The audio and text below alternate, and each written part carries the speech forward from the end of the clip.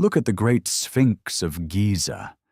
It is the most recognizable, iconic, and photographed statue on the face of the earth. We are taught in school that it was built around 4,500 years ago by a pharaoh named Khafre. We are told that the story of human history is a simple, straight line, moving slowly from primitive cave dwellers to modern civilization. But what if the timeline we have all been forced to memorize is a complete lie? What if the definitive proof capable of rewriting every history book ever printed is buried right now, just a few dozen feet beneath those massive stone paws? For centuries, treasure hunters, rogue explorers, and modern scientists have scraped away the desert sands trying to understand this silent guardian.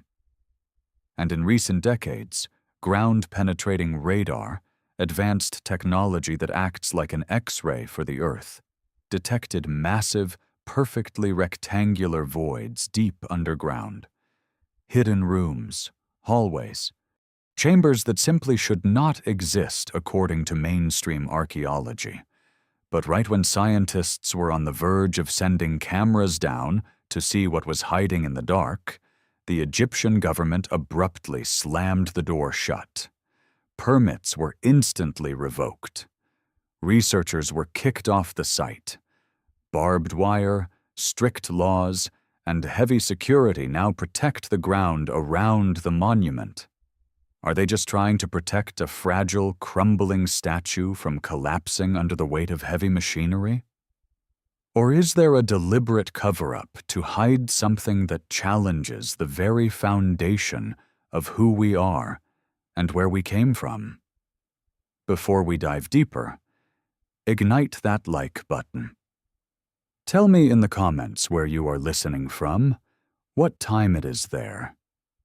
The visuals are here to add context, but they aren't necessary to follow along.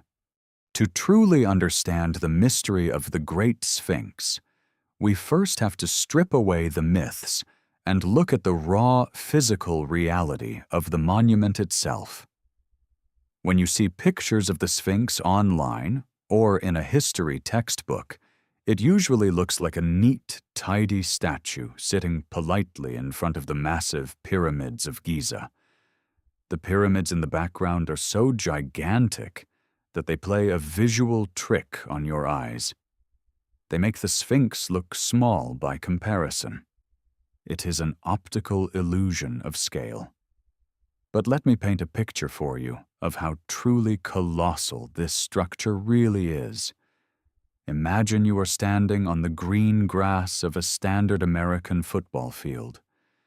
If you place the Great Sphinx on that field, from the tip of its massive paws to the back of its lion tail, it stretches an astonishing 240 feet long. That is almost the entire length of the football field, from the goal line all the way to the opposite 20-yard line. If you were to start at the back legs and walk to the front, it would take you a noticeable amount of time just to walk past it. Now look up. The Sphinx stands about 66 feet tall. To put that into perspective, imagine an average 6-story apartment building or a modern hotel. If you were standing on the ground next to it, you would have to crane your neck all the way back just to see the top of its head. The front paws alone stretch out in front of the body for 50 feet. You could comfortably park a full-sized yellow school bus on top of just one of those paws, and you would still have room left over. The face of the Sphinx, despite being heavily damaged over the centuries, is over 13 feet wide. A grown man could easily stand inside the ear of the Sphinx. But here is the detail that completely shatters most people's understanding of this monument. When we think of ancient construction, we usually think of addition. We think of taking bricks, pouring mortar, and stacking them one by one to build a wall, just like a child snapping Lego pieces together. That is how the pyramids were built, by stacking millions of individual stone blocks on top of each other. The Great Sphinx was not built like that. It was not built at all. It was carved. The entire body of the Sphinx, from its massive feline haunches to its human head, is what geologists and architects call a monolith. The word monolith comes from the ancient Greek words mono, meaning one, and lithos, meaning stone. It is a single, unbroken, continuous piece of solid rock. How did they do it? Imagine taking a solid block of wood and a pocket knife. You do not build a wooden bear by gluing sawdust together. You take the block of wood and carve away everything that does not look like a bear. The ancient workers did exactly this, but on a scale that defies imagination. They did not bring the stone to the site. The site was the stone. Thousands of years ago, the Giza Plateau was a flat expanse of solid limestone bedrock. The ancient engineers found a massive natural ridge of limestone sticking out of the desert floor. Instead of cutting blocks out of it and moving them away, they decided to dig down into the ground around it. They excavated a massive horseshoe-shaped trench, pulling thousands and thousands of tons of rock out of the earth just to isolate a giant, rectangular chunk of bedrock in the center. Once that massive island of stone was isolated inside this newly dug pit, the sculptors went to work. This is a process known as subtractive architecture. It is incredibly dangerous and unforgiving. If you are stacking bricks and you make a mistake, you just take the brick off and try again. But in subtractive carving, there is no undo button. If a worker accidentally hit their chisel too hard and chipped off a massive chunk of the nose or the paw, the entire monument would be ruined. You cannot just glue a piece of solid bedrock back on. It requires absolute, flawless precision from the very first strike of the hammer to the last. Mainstream historians will tell you that the ancient Egyptians of the Old Kingdom achieved this using incredibly primitive tools. We are told they used soft copper chisels, stone hammers, and wooden mallets. Copper is a very soft metal. If you take a modern copper pipe and hit it against a rock, the copper bends and dents. Now imagine taking a copper chisel and trying to carve out a 6-story tall, football field-long statue from solid limestone. You would be constantly sharpening and replacing your tools every few minutes. It would be an agonizingly slow, back-breaking endeavor. Because the Sphinx was carved by digging a trench down into the bedrock, the body of the Sphinx actually sits inside a ditch. It sits below the normal level of the desert floor in an area called the Sphinx enclosure. The walls of this enclosure are the solid bedrock that was left behind when they dug the trench. This detail, the fact that the Sphinx sits in a pit surrounded by rock walls, is incredibly important for the mysteries we will uncover later. Why? Because over thousands of years, the Sahara desert winds blow countless tons of sand across the Giza Plateau. And because the Sphinx is sitting in a literal hole in the ground, that trench acts like a giant bowl, constantly catching and trapping the blowing sand. Within just a few decades of being abandoned, the Sphinx would be swallowed by the desert. For the vast majority of its known history, the Great Sphinx has been completely buried up to its neck. And it is precisely because it was buried for so long that its origins have remained shrouded in darkness, leading us to the first major crack in the official narrative. According to every textbook, encyclopedia, and museum plaque in the world, the Great Sphinx was ordered into existence by a pharaoh named Khafre around 2500 BC, during a period known as the Old Kingdom. Khafre is a heavy hitter in Egyptian history. He is the ruler credited with building the second-largest pyramid at Giza, which sits dramatically just behind the Sphinx. The mainstream narrative is neatly packaged and easy to digest. Khafre wanted a giant, intimidating guardian for his massive tomb, so he commanded his legions of workers to carve the protruding bedrock into a mythical creature featuring the powerful body of a lion and his own royal face. It sounds perfectly reasonable. It gives us a name, a date, and a logical motive. The case is closed, and the experts have spoken. But when you actually start looking for the hard evidence that supports this official version of history, the ground beneath your feet starts to crumble. In a modern court of law, this historical case would be thrown out immediately due to a staggering lack of proof. Here is the mind-bending truth that mainstream archaeologists rarely advertise on their guided tours. There is not a single, solitary, contemporary text, inscription, or hieroglyph from the time of Khafre that even mentions the Sphinx. Not one. Let us put this glaring omission into perspective. Imagine a future civilization excavating the United States 5,000 years from now. They dig up the Statue of Liberty out of the mud, or they uncover the massive presidential faces carved into the granite of Mount Rushmore. Now imagine they find absolutely zero records of who built them. No original blueprints, no bronze dedication plaques, no newspaper clippings celebrating the opening day, no financial receipts for the copper or the dynamite. You would think that whoever went through the monumental, back-breaking effort of creating those structures would want to take credit for it. Human ego has not changed much in thousands of years. Politicians and rulers have always loved slapping their names on big, impressive buildings. The ancient Egyptians were obsessive, meticulous record keepers. They were the ultimate bureaucrats of the ancient world. They carved beautiful hieroglyphs into hard stone, wrote extensively on papyrus scrolls, and painted vivid scenes on the walls of thousands of tombs. Thanks to this, we have their ancient tax records. We know exactly how much grain they harvested in a given season. We have the mundane receipts for the daily beer and bread rations handed out to the pyramid workers.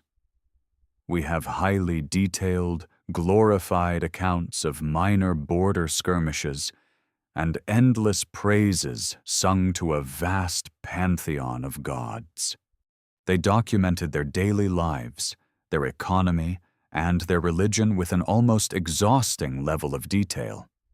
Yet, when it comes to the Great Sphinx, the largest, most labor-intensive, most visually stunning monolithic sculpture ever created on the face of the earth, there is total, deafening silence. How is that possible? How do you carve a 240-foot-long, 6-story-tall lion out of solid bedrock right in the middle of your most sacred religious and burial site, and simply forget to write it down? How do you mobilize a workforce of thousands to dig a massive trench and sculpt a flawless stone masterpiece, and nobody bothers to carve a single line of text saying, "Khafre built this magnificent lion in year 12 of his glorious reign"? It defies all logic. It simply makes no sense for a culture that recorded everything to suddenly suffer from mass amnesia regarding their largest monument. So, if there are absolutely no records, why do all the textbooks confidently declare that Khafre built it? The answer is based entirely on circumstantial evidence and a whole lot of academic guesswork. Archaeologists look at the Sphinx, and they look at Khafre's pyramid sitting directly behind it, and they assume they must be part of the exact same construction project. They also found a smaller diorite statue of Khafre buried upside down in a nearby temple, and they decided that the face on the giant sphinx looks kind of like the face on that smaller statue. But even this visual comparison is hotly debated. Forensic experts and police sketch artists who study human facial anatomy for modern criminal investigations have analyzed the Sphinx and the known statues of Khafre. Using advanced computer modeling, many of them have concluded that the facial structures, the jaw lines, and the cranial angles are completely different. The face on the monument might not be Khafre's face at all. It could belong to someone entirely different, or perhaps it wasn't originally a human face to begin with. The only written piece of evidence that the mainstream establishment clings to is a massive slab of red granite sitting right between the front paws of the Sphinx. This is known as the dream stele. But here is the massive catch. The dream stele was not carved during the time of Khafre. It was placed there over 1,000 years later by a completely different pharaoh named Thutmose IV. The legendary story goes that Thutmose, before he was crowned king, fell asleep under the shadow of the Sphinx while out on a hunting trip in the desert. At this point in time, the Sphinx was almost entirely buried in the blowing sand, with only its massive head sticking out above the dunes. The Sphinx supposedly spoke to the young prince in a dream, promising to make him the ruler of all Egypt if he cleared away the sand and restored the choking monument. Thutmose woke up, cleared the massive amounts of sand, became king, and erected this huge stone tablet between the paws to tell everyone about his divine encounter. For a long time, traditional archaeologists proudly claimed that there was a tiny, heavily damaged piece of text on this stone tablet that featured the first syllable of Khafre's name, Khaf. They used this single, fragmented, barely legible syllable, carved more than a millennium after the fact, as the definitive, undeniable proof that Khafre built the whole thing. But the stone is so badly weathered that the text is completely gone today. And even if it did originally say Khafre, it does not explicitly say he built it. It could just as easily mean that Khafre also cleared the sand away during his own reign, just like Thutmose did. This glaring lack of proof leads us to a terrifying, thrilling possibility that strikes fear into the heart of traditional historians. What if the ancient Egyptians of the Old Kingdom did not build the Sphinx at all? What if, when Khafre and his people arrived at the dusty Giza plateau to build their towering pyramids, the Sphinx was already sitting there? What if it was already incredibly ancient, already crumbling, and already buried up to its neck in the shifting sands of the Sahara Desert? If the ancient Egyptians merely found it instead of building it, then who actually carved it? And perhaps more importantly, when? Because the official historical records are completely silent about who truly built the Great Sphinx, a burning question naturally consumed the minds of early explorers. If we do not know who made it, then what exactly is hiding inside it? For thousands of years, the Sphinx was not a towering, majestic guardian. It was just a giant stone head sticking out of an endless ocean of desert sand. It was a massive, mysterious iceberg of limestone, and it practically begged to be dug up. This intense curiosity kicked off a frantic, incredibly destructive era of exploration that would make modern scientists sick to their stomachs. To understand what happened next, You have to understand that archaeology in the 1800s was not a delicate science. Today, archaeologists use soft brushes, dental picks, and laser scanners to preserve every single grain of ancient dust. They map out sites meticulously over decades.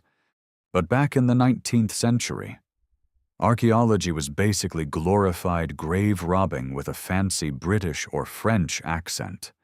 There were no rules, no regulations, and certainly no government oversight protecting the monuments. It was a chaotic treasure hunt driven by wealthy European aristocrats who wanted to find gold, mummies, and secret chambers to ship back to museums in London or Paris. The first major attempt in modern history to uncover the Sphinx happened in 1817, led by a Genoese sea captain named Giovanni Battista Caviglia. Caviglia was an adventurer who looked at the giant head in the sand and decided he was going to dig the whole thing out. But he quickly realized he was fighting a losing battle against nature itself. Digging the Sphinx out of the Sahara is like trying to dig a hole in the middle of the ocean. The Giza Plateau is incredibly windy, and the Sphinx sits down inside a carved trench. Every time Caviglia and his crew of 160 local workers shoveled a ton of sand out of the pit, the wind would blow a ton of sand right back in. It was a brutal, back-breaking, seemingly impossible task under the scorching Egyptian sun. It was like shoveling water. Caviglia managed to dig down to the chest and uncover the front paws, finding the dream stele left by Thutmose IV in the process. But the desert eventually won. Exhausted and out of money, he gave up, and the sand quickly swallowed the paws once again. But then came a man who did not have the patience for shoveling sand. Enter Major General Richard Howard Vyse in 1837. Howard Vyse was a wealthy British Army officer with a massive budget, a huge ego, and absolutely zero respect for the delicate preservation of ancient history. He was not interested in gently brushing away the dirt to read old hieroglyphs. Vyse was a man of action, and he was absolutely convinced that the ancient Egyptians had hidden massive treasure vaults or secret rooms inside their monuments. He had already made a name for himself at the Great Pyramid of Giza. When he could not figure out how to get through certain blocked passages inside the pyramid, he did not sit down and study the engineering. He simply brought in heavy explosives and blew the ancient walls to pieces. When Vyse turned his attention to the Great Sphinx, he looked at this colossal, football field-length stone lion and made a very logical, albeit greedy, assumption. He thought, there is no way they carved a solid piece of rock this massive just for decoration. It has to be hollow. There has to be a secret room inside. So how do you find a hidden room inside a 6-story tall solid rock when you do not have modern radar? If you are Howard Vyse, you use the most destructive method imaginable. Vyse decided he was going to bore a hole straight down into the monument to see what was inside. He did not look for a hidden doorway. He decided to manufacture one. He ordered his men to climb onto the back of the Sphinx, right behind the massive head and the shoulders. They brought up heavy iron drill rods and gunpowder. Imagine the horrific, echoing sounds of metal smashing into solid, ancient limestone, ringing out across the Giza Plateau. They chipped, drilled, and blasted a shaft almost 30 feet deep right down into the spine of the Sphinx. They were literally drilling into the back of a priceless, irreplaceable global treasure, just to see if gold coins would spill out. Day after day, they bored deeper into the rock. And what did they find? Absolutely nothing. Vyse hit nothing but solid, uninterrupted limestone bedrock. There was no gold, no hidden library, no secret tomb. He eventually got bored, packed up his explosives, and moved on to terrorize other monuments in Egypt. But he left behind a massive, gaping, nearly 30-foot-deep wound in the back of the Sphinx. If you look at aerial photos of the Sphinx today, you will not see the hole because modern conservationists eventually had to plug it up with cement to stop rain from getting inside and destroying the statue from within. But the scar of Vyse's brutal excavation remains a permanent part of the monument's history. Today, mainstream historians look back at Howard Vyse as a vandal, a butcher of history who blindly destroyed what he did not understand. But his reckless use of dynamite forces us to ask a very uncomfortable question. Was Vyse actually wrong in his core belief? Or was he just looking in the exact wrong place? Vyse treated the Sphinx like a hollow piñata, expecting the secrets to be hidden right inside the carved rock itself. But as later, more careful explorers would soon discover, the ancient architects of Egypt rarely put their most valuable secrets out in the open above ground. If you want to hide something truly world-shattering, something meant to survive cataclysms, the shifting sands of time, and greedy men with explosives, you do not hide it inside the statue. You bury it deep below the bedrock. The age of dynamite was over, but the era of real, chilling discoveries was just beginning. After the reckless, dynamite-fueled days of Howard Vyse, the Great Sphinx was largely left alone to the mercy of the Sahara. The winds howled, the sands shifted, and once again, the magnificent stone lion was buried up to its neck. By the time the 1920s rolled around, the world was completely obsessed with ancient Egypt. Howard Carter had just discovered the golden tomb of King Tutankhamun in the Valley of the Kings in 1922, and Egyptomania was sweeping across the globe. Everyone wanted to know what other unimaginable treasures were waiting just beneath the sand. It was during this feverish era that a brilliant and meticulous Egyptian archaeologist named Selim Hassan stepped onto the Giza plateau. Unlike the European treasure hunters of the previous century, Hassan was not looking to blow things up. He was a man of science, and he was given a monumental task by the Egyptian government: clear the Sphinx enclosure completely. Once and for all, they wanted to dig the entire monument out of its bedrock trench and reveal its full, breathtaking scale to the modern world. For 10 grueling years, from 1929 to 1939, Hassan and his army of local workers moved literal mountains of sand. It was an engineering marvel in its own right. They hauled away over 250,000 cubic meters of debris using nothing but shovels, baskets, and small railway carts. Slowly, inch by inch, the massive chest, the sprawling paws, and the long, muscular flanks of the lion emerged from the earth. But as the sand fell away from the lower sections of the monument, areas that had not seen the light of day for centuries, Hassan and his team noticed something strange. The body of the Sphinx was not a solid, unbroken block of limestone. There were anomalies. There were dark, gaping holes. They found a significant opening near the tail of the Sphinx. They found another passage on the north side of the monument's body. These were not just shallow dents or cracks caused by the weather.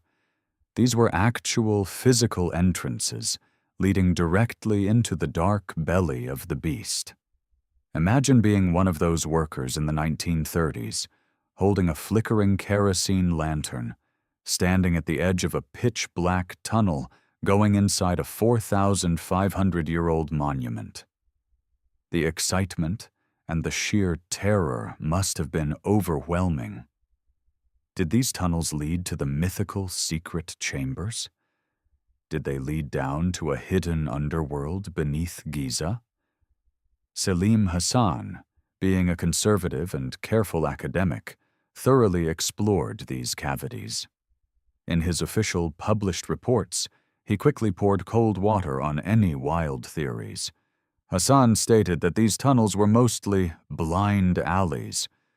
He concluded that they were either natural geological fissures in the limestone bedrock that had been widened by rainwater over millennia, or they were crude, dead-end tunnels hacked into the stone by ancient grave robbers during the Pharaonic or Roman periods. According to the official scientific record, the robbers dug in, found nothing but solid rock, and gave up. There was no gold. There were no secret libraries. It was just a series of empty, worthless holes. Case closed, right? Not exactly.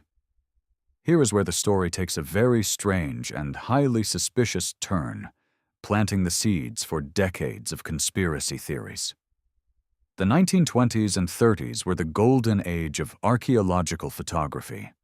When Howard Carter opened King Tut's tomb, his photographer Harry Burton took thousands of razor-sharp, incredibly detailed black and white photographs of every single artifact, every dusty corner, and every sealed door.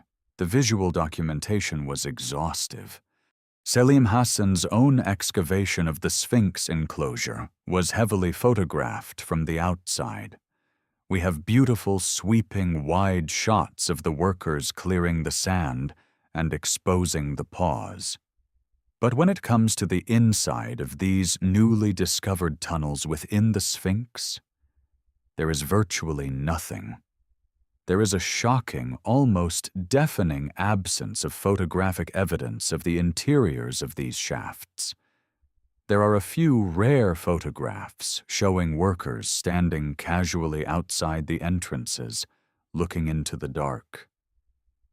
But where are the photos showing how deep they go? Where are the visual records of the tool marks on the walls to prove they were dug by ancient robbers? Where is the geological documentation of the natural fissures Hassan wrote about? In a world where archaeologists rigorously document every broken piece of pottery, the lack of photos from inside the Sphinx's secret passages is glaring. So, it is like investigating a massive crime scene and taking hundreds of photos of the front yard, but refusing to take a single picture of the room where the safe was broken into. Almost immediately, rumors began to swirl. Local workers whispered that the tunnels went much deeper than Hassan officially claimed. There were stories of smooth, perfectly cut walls that did not match the crude hacking of ancient thieves. There were rumors of descending staircases that led down below the water table, into areas the government strictly forbade them from exploring further. Did the photographs never exist because the tunnels were truly just boring, empty dead ends? Or were photos taken, only to be quietly confiscated, classified, and buried deep within the dusty archives of the Egyptian Antiquities Ministry? We may never know the truth of what Selim Hassan actually saw in the dark. Shortly after these excavations, the Egyptian authorities made a permanent decision. They bricked up the entrances. They sealed the holes with modern cement and locked them behind heavy iron grates. The official reasoning was preservation, to keep modern tourists from crawling inside, leaving trash or damaging the monument. But to the skeptical mind, locking away these tunnels only fueled the fire. When you put an iron padlock on a door and tell the public, There is nothing interesting to see here. Move along. Human nature dictates that people will believe the exact opposite. The physical doorways were closed, but the mystery had just been blown wide open. And soon, an eccentric American prophet would make a prediction that would turn this archaeological curiosity into a global obsession. While the Egyptian authorities were busy slapping iron grates and modern cement over the newly discovered tunnels in the 1930s, the greatest threat to the mainstream historical narrative was not happening in the dusty trenches of the Giza Plateau. It was happening thousands of miles away, in a dimly lit room in Virginia Beach, America. While traditional archaeologists were stubbornly closing the doors on the Sphinx's physical mysteries, a seemingly ordinary man was blowing the metaphysical doors wide open. His name was Edgar Cayce, and he would single-handedly change the way the modern world looked at ancient Egypt forever. To understand why millions of people believe there is a secret vault buried beneath the Sphinx, you have to understand who Edgar Cayce was. Born in 1877 in Kentucky, Cayce was not an archaeologist, a historian, or an academic. He was a humble, deeply religious Sunday school teacher and a professional photographer. Yet, he would become known globally as the Sleeping Prophet and is widely considered the father of the modern New Age movement. Cayce possessed an unexplained ability. By simply lying down on a couch, closing his eyes, and entering a deep, self-induced hypnotic trance, he claimed his mind could travel across space and time. In this sleep-like state, he could answer almost any question posed to him. Initially, people came to him for medical advice. He would diagnose complex illnesses and prescribe obscure natural remedies for people he had never even met, often with baffling accuracy. His sessions, known as readings, were meticulously transcribed by a stenographer. But as the years went on, the people sitting beside his couch began asking much bigger questions. They stopped asking about stomach aches and started asking about the origins of humanity, the secrets of the universe, and the mysteries of ancient civilizations. And what Edgar Cayce revealed, while entirely unconscious, was a story so massive, so detailed, and so profoundly different from our textbooks that it continues to fuel alternative history to this day. According to Cayce's trance readings, the story of human civilization is not a straight line of progress starting with primitive cavemen. Instead, he described a cyclical history where humanity had achieved staggering technological heights tens of thousands of years ago, only to be wiped out by cataclysmic events. The pinnacle of this ancient golden age, Cayce claimed, was the legendary lost continent of Atlantis. In Cayce's visions, Atlantis was not just a myth invented by the Greek philosopher Plato. It was a terrifyingly real, highly advanced global superpower. He spoke of an Atlantean society powered by mysterious energy crystals, possessing flying machines, and wielding technologies that even we, in the 21st century, have not yet discovered.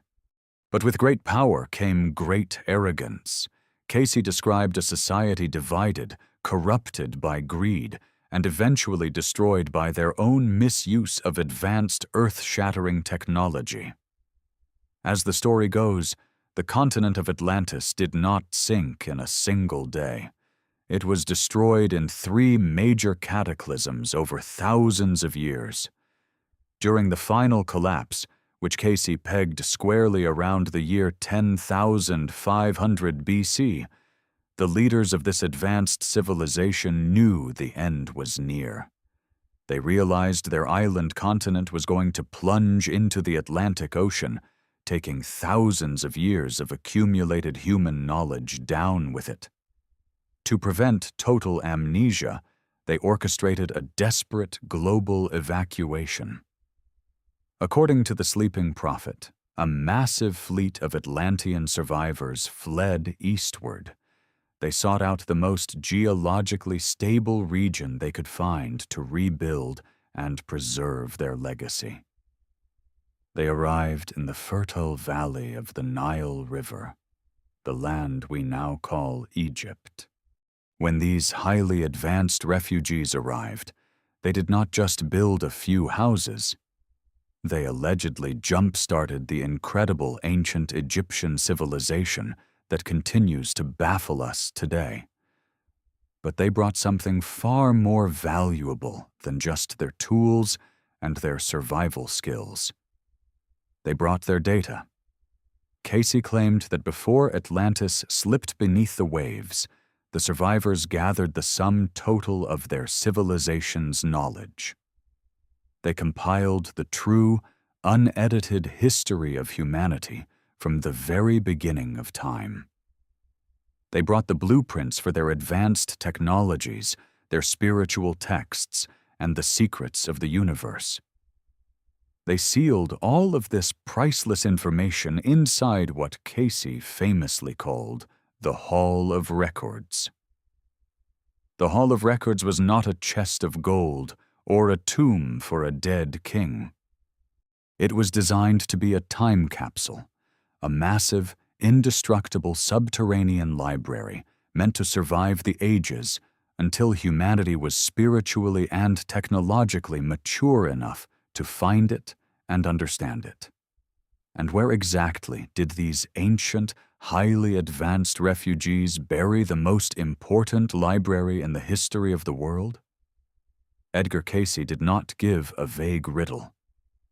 Even while deeply asleep, his answer was astonishingly precise. He stated that the Hall of Records is located beneath the Giza Plateau.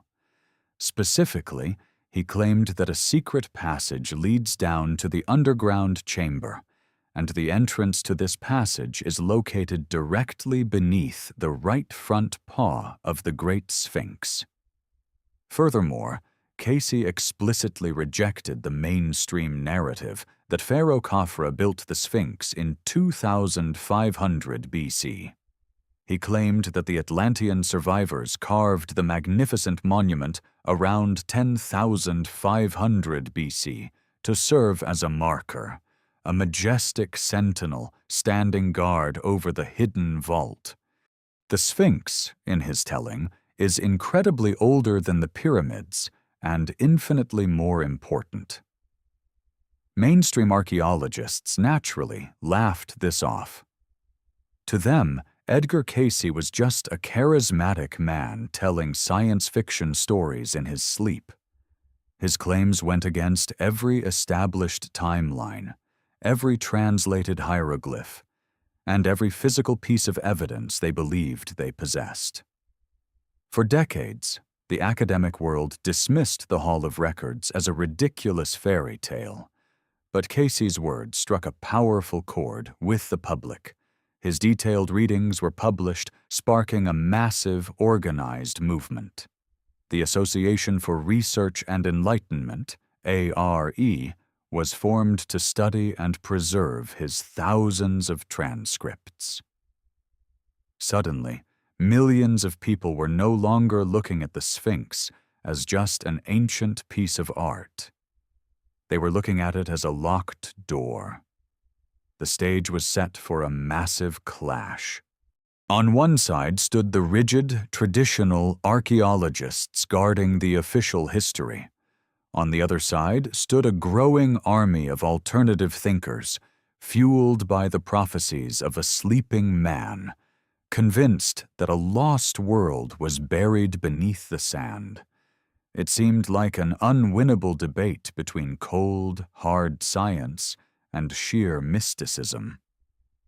But what no one could have predicted was that a few decades later, the cold, hard science of geology was about to look incredibly closely at the Sphinx, and what it found would make Edgar Cayce's wild psychic visions look terrifyingly possible. Edgar Cayce's prediction that a highly advanced civilization carved the Sphinx and buried a secret library in 10,500 BC seemed like a random, wildly inaccurate date pulled out of a dream. For decades, traditional historians dismissed it as absolute fantasy. After all, how could a psychic sleeping on a couch in Virginia accurately date an Egyptian monument? But by the late 1980s and early 1990s, a stunning new theory emerged that did not rely on psychic visions, spirits, or trances. It relied on hard mathematics, advanced computer software, and the movements of the stars.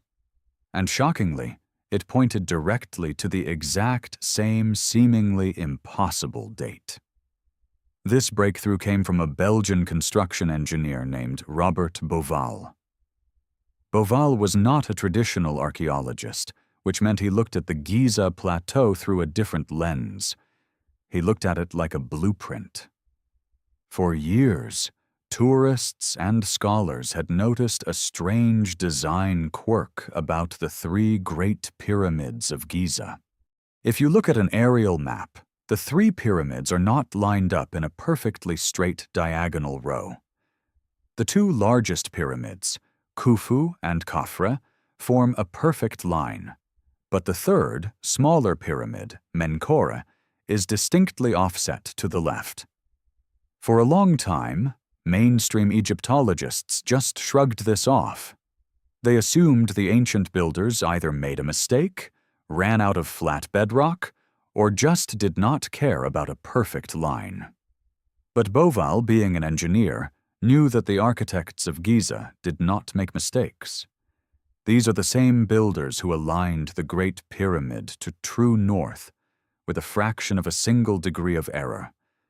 If the third pyramid was offset, it was offset on purpose. The question was, why? One night, while looking up at the night sky in the desert, Bouval found his answer in the constellation of Orion. If you look at the three prominent stars that make up Orion's belt, Alnitak, Alnilam, and Mintaka, you will notice something familiar. They are not in a perfectly straight line. The third star is slightly offset to the left. Bouval overlaid a map of the Orion constellation onto a map of the Giza pyramids. It was a flawless, one-to-one match. Not only did the positions match perfectly, but the brightness of the stars matched the sizes of the pyramids. The two brightest stars corresponded to the two massive pyramids, and the dimmer third star corresponded to the smaller third pyramid. The Giza Plateau was not just a random collection of tombs. It was a massive, terrestrial mirror of the night sky. This became known as the Orion correlation theory. But this is where the mystery deepens, and to understand it, we have to talk about a basic astronomical concept called the precession of the equinoxes. Do not let the scientific name intimidate you. It is actually very easy to visualize.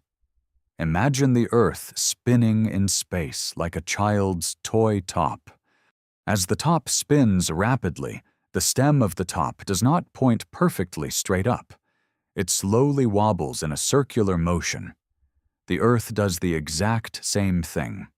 As it rotates daily, its axis slowly wobbles over a massive cycle that takes roughly 26,000 years to complete.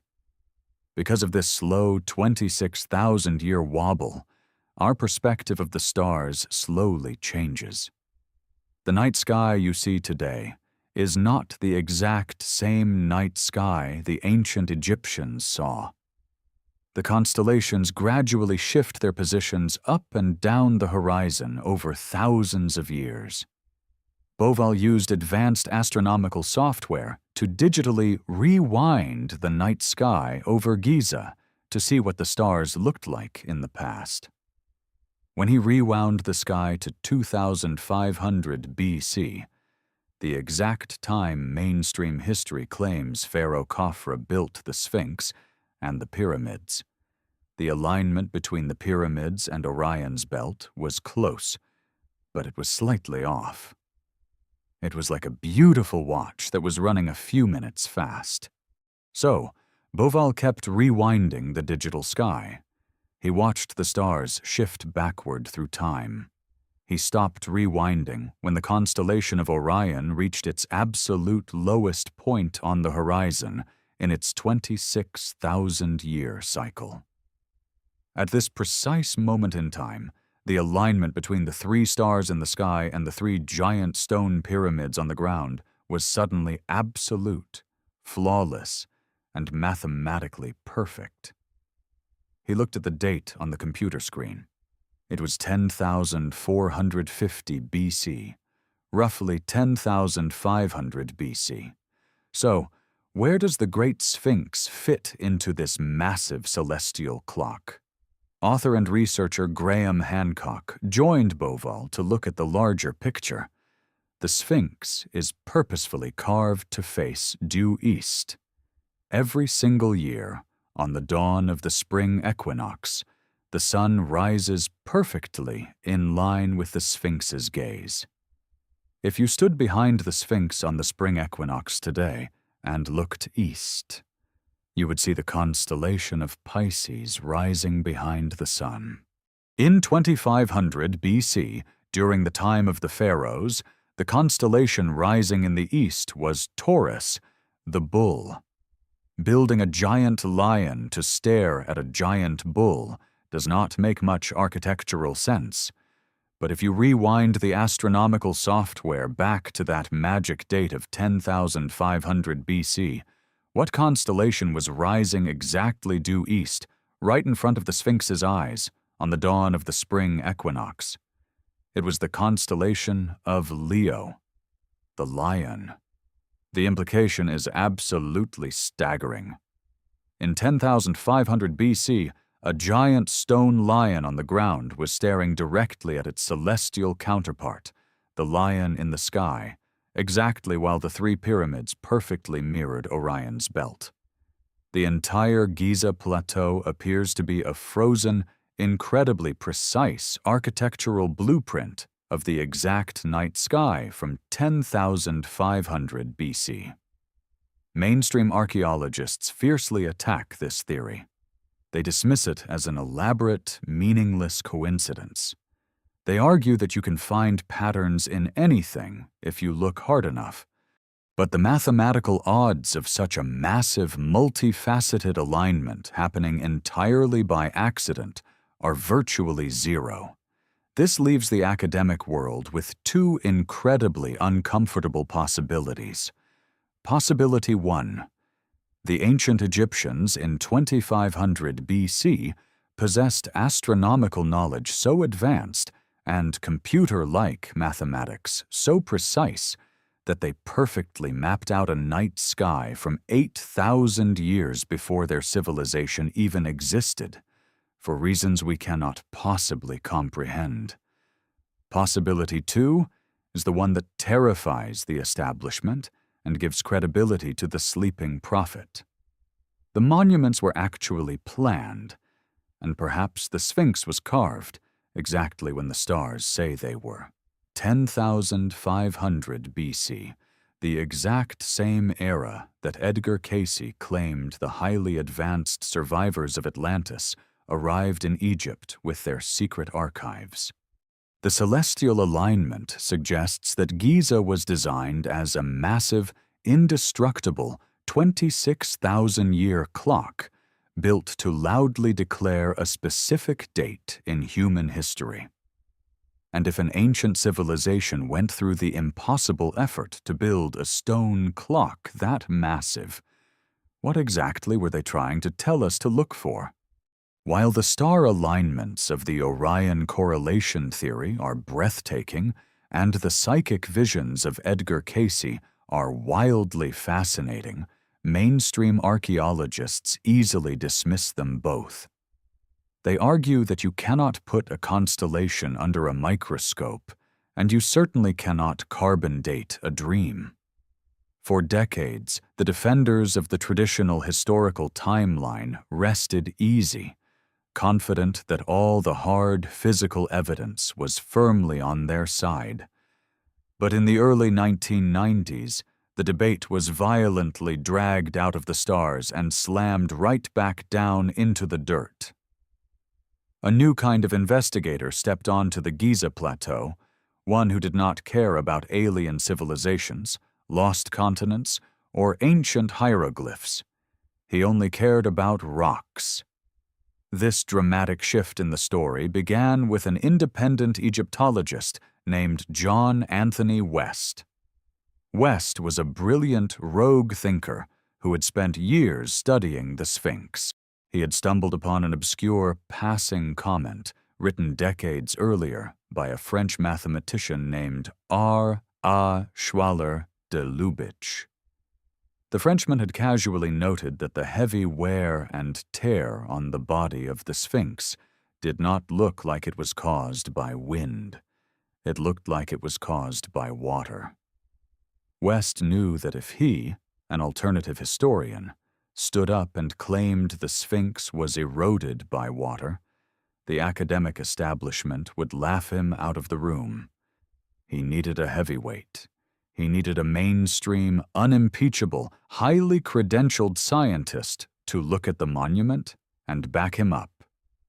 Enter Dr. Robert Schoch. Dr. Schoch was a tenured professor of geology and geophysics at Boston University. He earned his Ph.D. from Yale. He wrote mainstream college textbooks on stratigraphy, the study of rock layers. He was the absolute definition of a hard-nosed, traditional scientist. When West first approached him with the idea that the Sphinx might be vastly older than 2500 BC due to water erosion, Schoch was incredibly skeptical. He assumed, like everyone else, that the Egyptologists had their timeline completely figured out. But out of professional curiosity, he agreed to travel to Egypt in 1990 to look at the rocks with his own eyes. To understand what Dr. Schoch saw when he arrived, we have to break down the basic science of erosion into simple, everyday terms. There are essentially two main ways that a giant block of limestone gets worn down over thousands of years: wind and water. And they leave completely different fingerprints. Let us start with wind erosion. The Sahara Desert is famous for its brutal windstorms. When high-speed winds pick up millions of tiny grains of sand and blast them against a rock, it acts exactly like a giant natural sandblaster. Limestone is sedimentary rock, meaning it was formed in flat, horizontal layers over millions of years. Some of these layers are hard, and some are very soft. When the wind and sand hit the rock sideways, the soft layers get eaten away quickly, while the hard layers stick out. If a rock is heavily eroded by the wind, it ends up looking like a stack of pancakes, or a layered cake, where someone has scraped away the soft frosting from between the cake layers. It features harsh, horizontal, parallel lines. Now, let us look at water erosion, specifically erosion caused by heavy, prolonged rainfall. Rain does not hit a rock sideways. It falls from the sky and cascades downward. As massive amounts of water pour over the edge of a rock face, it seeks the path of least resistance. It carves deep, vertical channels into the stone. Instead of horizontal pancake layers, heavy rainfall creates a rolling, scalloped, undulating surface. It looks like deep, vertical gouges running from top to bottom, similar to the way water runs down a muddy hillside, carving deep little rivers into the dirt. When Dr. Robert Schoch stood in the Sphinx enclosure, he ignored the head of the monument, which had been heavily recarved and repaired over the centuries. Instead, he looked at the core body of the lion, and more importantly, he looked at the massive limestone walls of the trench that the ancient builders had dug out to carve the statue. Remember, the walls of the Sphinx enclosure are made of the exact same bedrock as the Sphinx itself, and they were exposed to the elements at the exact same time. What Shock saw made his jaw drop. The walls of the enclosure did not have the horizontal, pancake-like banding of wind erosion. Instead, the limestone bedrock was deeply scarred by massive vertical fissures. Some of these vertical channels were several feet deep and wide enough for a person to stand inside. The top edges of the rock walls were rounded and scalloped, rolling smoothly downward into these deep vertical cuts. For a Yale-educated geologist, there was absolutely no debate to be had. This was not a mystery. It was textbook, classic, undeniable precipitation-induced weathering. In plain American English, the Great Sphinx and the walls of its enclosure had been subjected to thousands of years of heavy, torrential, continuous rainfall. But this realization instantly created a massive, world-shattering problem.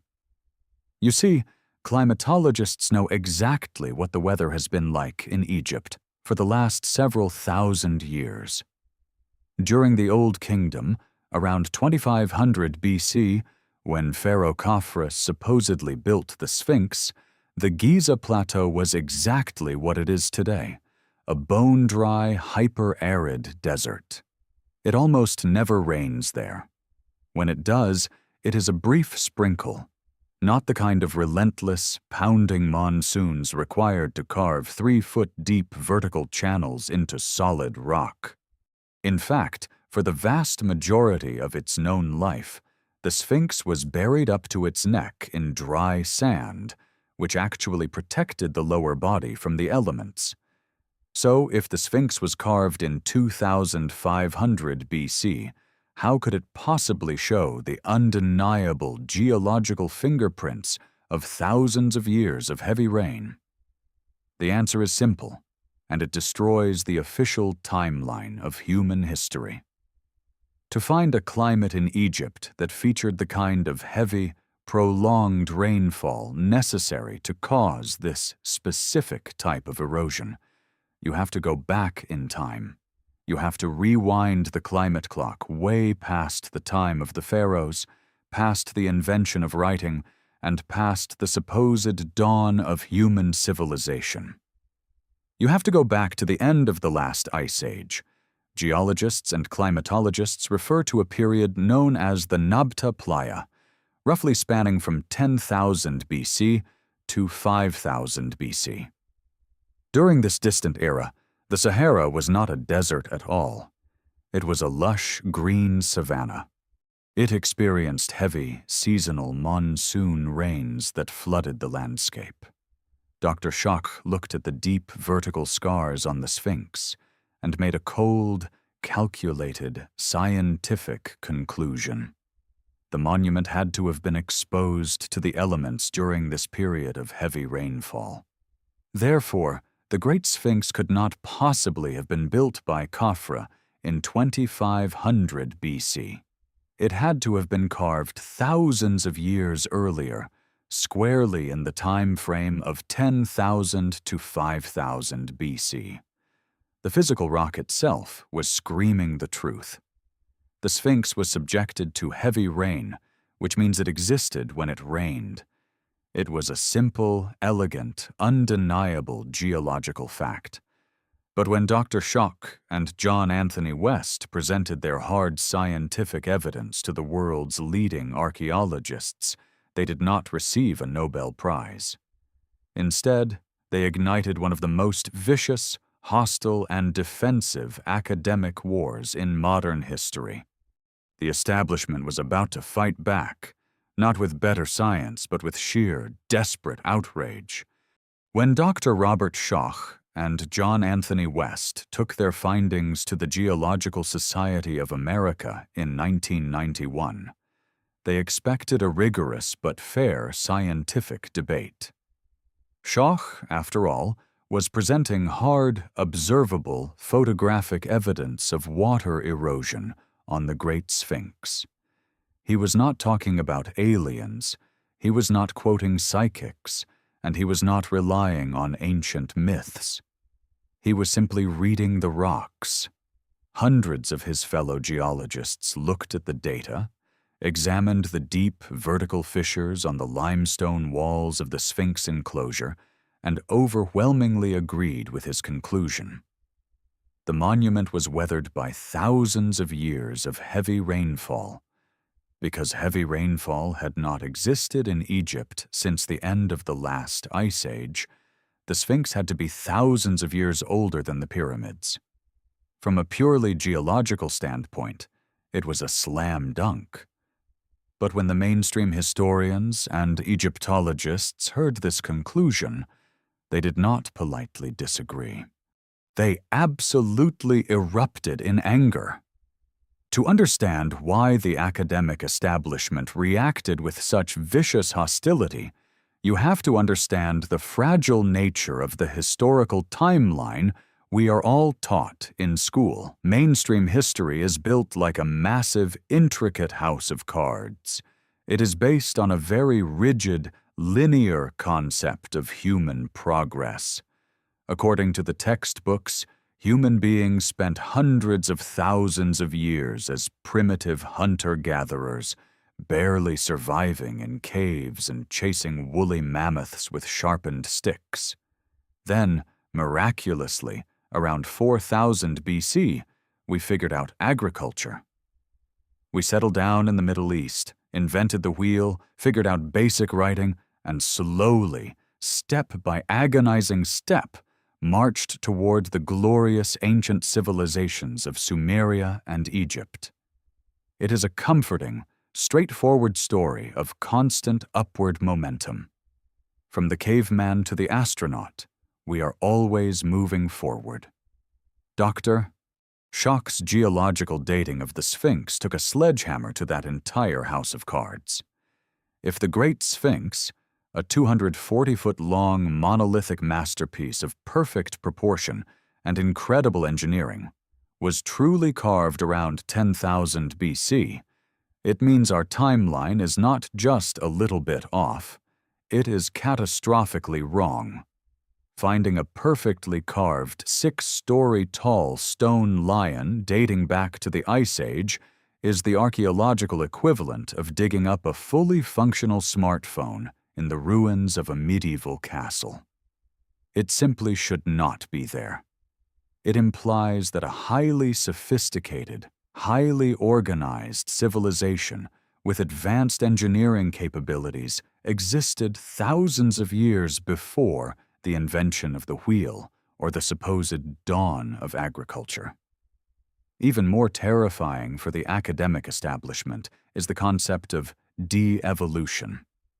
If an advanced society existed in 10,000 BC and carved the Sphinx, where did they go? It means that human history is not a straight line going upward.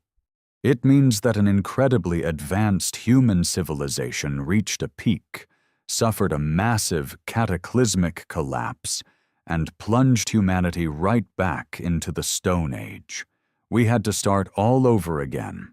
The idea that we are a species with a forgotten case of global amnesia is a concept that traditional historians refuse to entertain.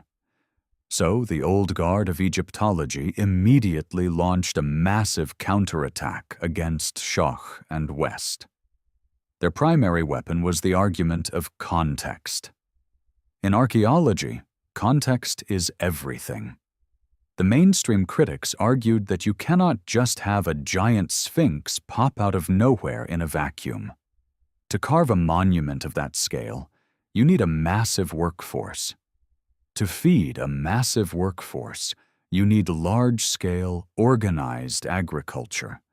To organize the agriculture and the workers, you need a complex government, written language, and advanced logistics.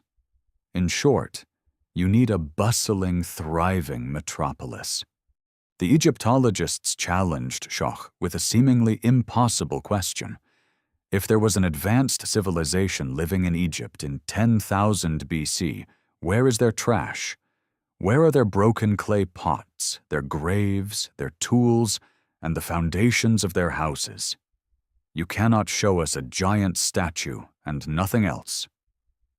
Because there was no physical pottery or city ruins dated to 10,000 BC found on the Giza Plateau, the historians smugly declared that the water erosion must be a mistake. They essentially told the geologists to stick to rocks and leave history to the historians. But this argument ignores a very basic reality of the academic machine. Academia is a multi-billion-dollar industry built on established dogmas. University professors spend 30 years writing textbooks, publishing peer-reviewed papers, and building their entire prestigious careers on the Khafre 2500 BC timeline. Millions of dollars in research grants are distributed based on this specific version of history. If an Egyptologist stands up and says, "Actually, the geologists are right, and everything I have taught for 30 years is wrong," it is professional suicide.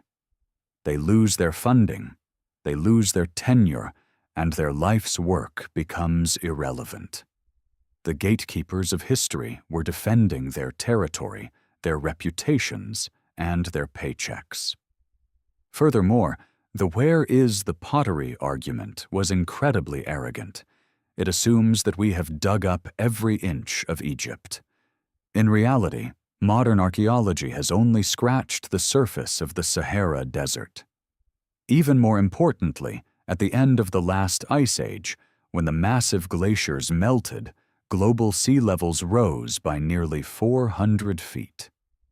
If an advanced coastal civilization existed back then, their cities, their trash, and their pottery are currently sitting under hundreds of feet of dark, crushing ocean water. You cannot find their cities because you are looking on dry land. But the mainstream establishment felt incredibly confident in their defense, believing that Ice Age humans were nothing but primitive cavemen who were completely incapable of building stone monuments. They felt safe. That is, until a discovery in Turkey completely obliterated their argument. Just a few years after Schoch presented his water erosion theory, a German archaeologist named Klaus Schmidt began excavating a hill in southeastern Turkey called Göbekli Tepe. What he found sent shockwaves through the scientific world. Buried under the dirt were massive, perfectly carved T-shaped limestone pillars, some weighing up to 20 tons. They were arranged in complex circular patterns and decorated with terrifying, intricate carvings of scorpions, lions, and vultures. It was an architectural masterpiece. But when they carbon dated the organic material at Göbekli Tepe, the results were mind-numbing. The site was intentionally buried around 8,000 BC, meaning it was built even earlier, squarely in the 10,000 BC time frame. It was built thousands of years before the invention of agriculture, before pottery, and before writing. Göbekli Tepe proved, beyond a shadow of a doubt, that supposed primitive hunter-gatherers living at the end of the last ice age were absolutely capable of organizing a massive workforce, quarrying giant stones, and building sophisticated, breathtaking, megalithic monuments. The Egyptologists' main defensive shield, the idea that no one could build a sphinx in 10,000 BC because society was too primitive, was completely destroyed by the stones of Turkey. If they could do it at Göbekli Tepe, they could absolutely do it at Giza. The establishment was cornered. The rocks of the Sphinx showed undeniable rain erosion from the Ice Age. Göbekli Tepe proved Ice Age humans could build megaliths.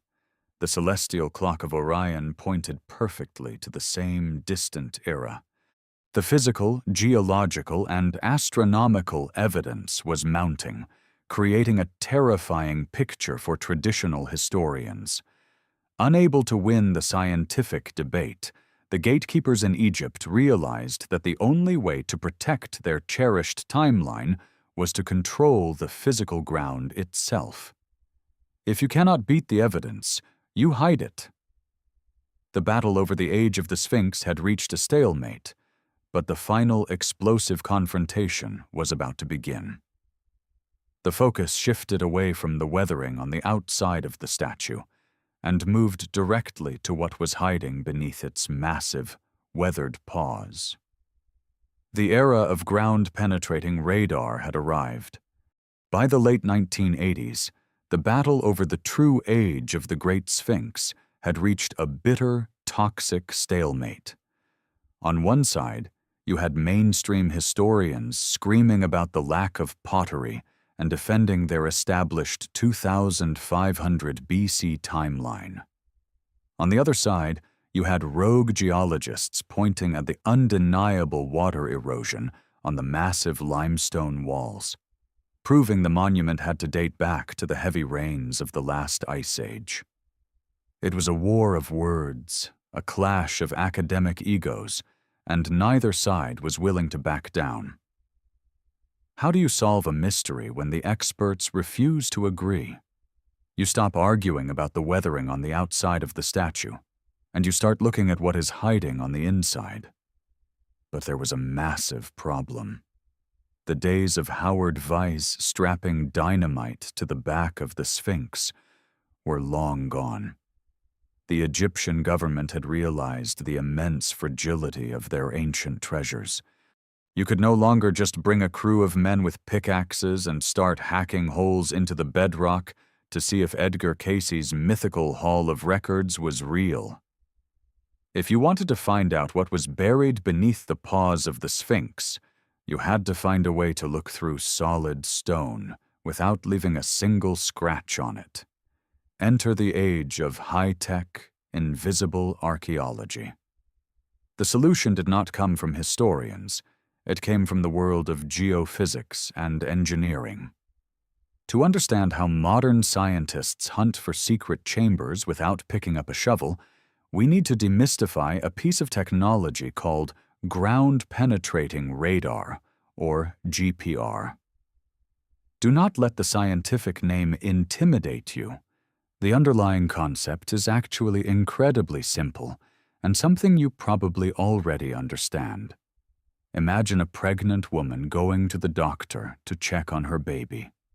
The doctor does not perform surgery to see inside the mother's womb.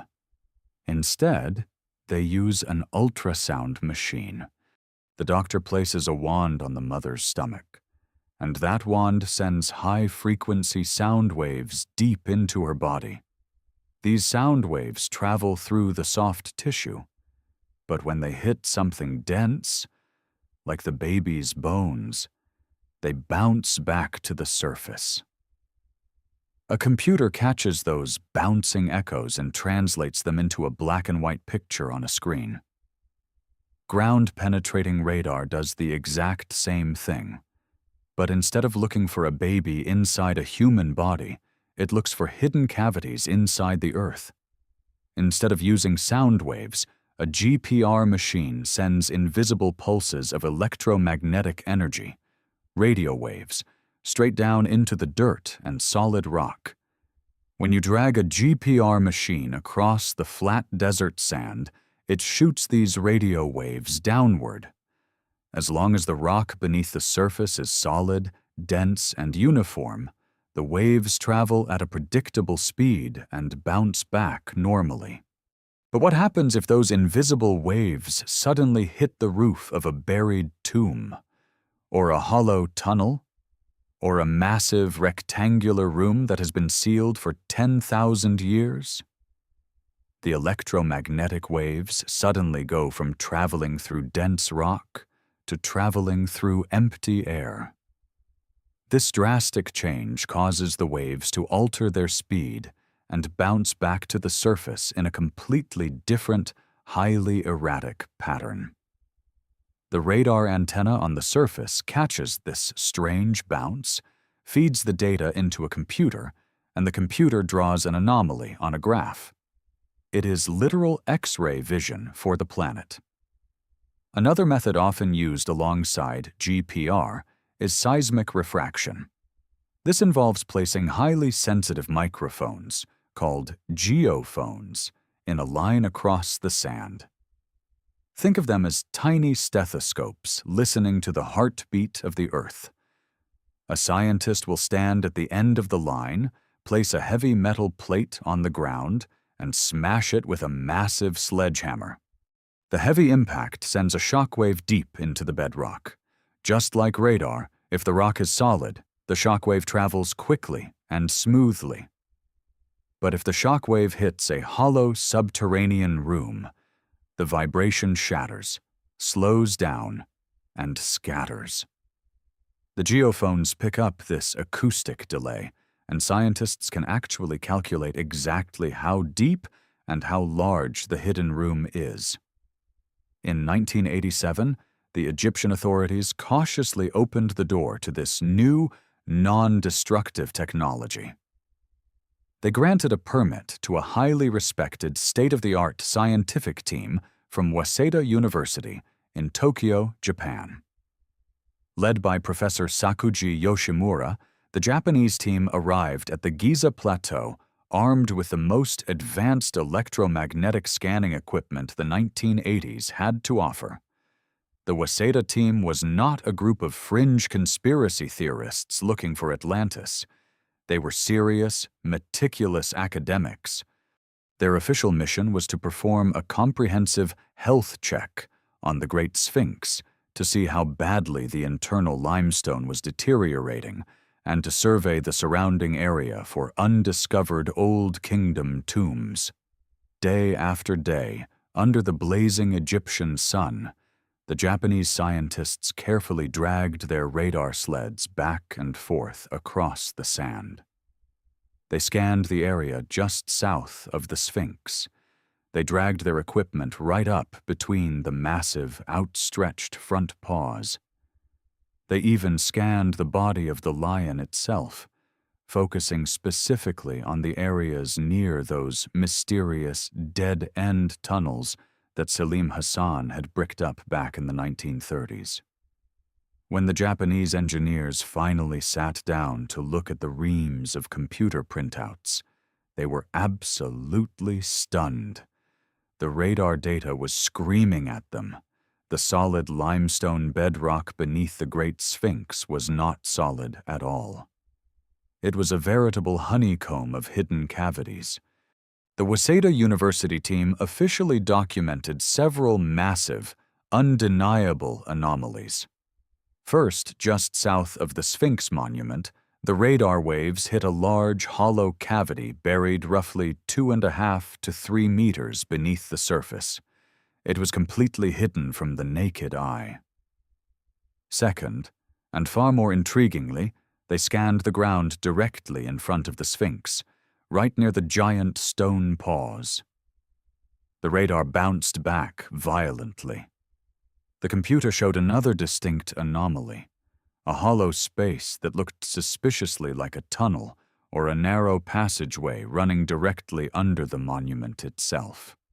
Finally, they pointed their equipment at the body of the Sphinx. Remember the official story from the 1930s? Selim Hassan had claimed the tunnels he found were just shallow, worthless holes dug by ancient grave robbers. The Japanese radar proved that narrative was completely wrong. The electromagnetic scans showed that the tunnel near the north elbow of the Sphinx did not just hit a dead end. The radar detected a geometric, structured cavity waiting deep inside the stone, extending far beyond the bricked-up entrance.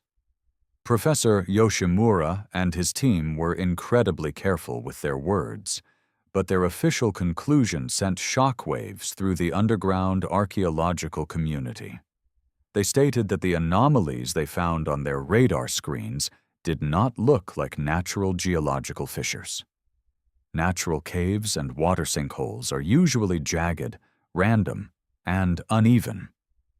The cavities beneath the Sphinx appeared to have geometric, regular shapes. To a geophysicist, geometric shapes underground usually mean only one thing. They were carved, hollowed out, and constructed by intelligent human hands. You would think that this discovery would trigger the greatest archaeological excavation of the 20th century. Scientists find secret geometric rooms under the Sphinx. Oder kommt should have been the headline on every newspaper in the world. You would expect the Egyptian government to immediately bring in the shovels and the cameras to see what was hiding inside those hollow spaces. But that is not what happened. Instead of a frantic, exciting excavation, the Egyptian Antiquities Organization reacted with a chilling, sudden silence. They thanked the Japanese team for their data, took the maps of the underground anomalies, and politely told Professor Yoshimura that his permit was expired. The Waseda team packed up their millions of dollars of equipment and flew back to Tokyo, leaving behind a map of ghosts, shadows of secret rooms that no one was allowed to touch. The gatekeepers had successfully stalled the investigation. They claimed that digging into the bedrock might destabilize the crumbling Sphinx above it, but the technological genie was officially out of the bottle. The Waseda scans had definitively proven that there was something buried down there in the dark. The only question was, what? And 4 years later, an American geophysicist would arrive on the Giza Plateau with even more powerful equipment, and the massive, perfectly rectangular shape he found on his screen would push the Egyptian government to take drastic, unprecedented action to keep the truth buried. The Japanese radar scans of 1987 had proven that the ground beneath the Great Sphinx was not solid rock. It was a honeycomb of hidden cavities and mysterious tunnels. But because the Egyptian government quietly thanked the Japanese team and sent them packing without allowing any physical excavation, the academic establishment simply ignored the data. The mainstream historians brushed the radar anomalies off as nothing more than natural sinkholes or meaningless cracks in the ancient limestone. If you wanted to shatter the accepted timeline of human history, blurry radar ghosts were not going to be enough. You needed absolute, undeniable, hard data. 4 years later, in 1991, the rogue Egyptologist John Anthony West and the Boston University geologist Dr. Robert Schoch arrived at the Giza Plateau. As we discussed earlier, Dr. Schoch was there to study the deep vertical water erosion on the Sphinx's enclosure walls, which would eventually prove the monument dated back to the heavy rains of the last ice age. But West and Schoch knew that looking at the outside of the statue was only half the battle. They needed to look underneath it. To do this, they did not just bring radar. They brought in a heavy hitter from the world of geophysics. They hired a highly respected American seismologist named Thomas Dobecki. Dobecki was a professional who spent his career using sound waves to find underground oil reserves and hidden geological faults. He was not interested in aliens, and he certainly did not care about the psychic predictions of Edgar Cayce. He was a man of numbers, graphs, and raw scientific data. To map the underground world of the Sphinx, Dobecki used a technique called seismic refraction.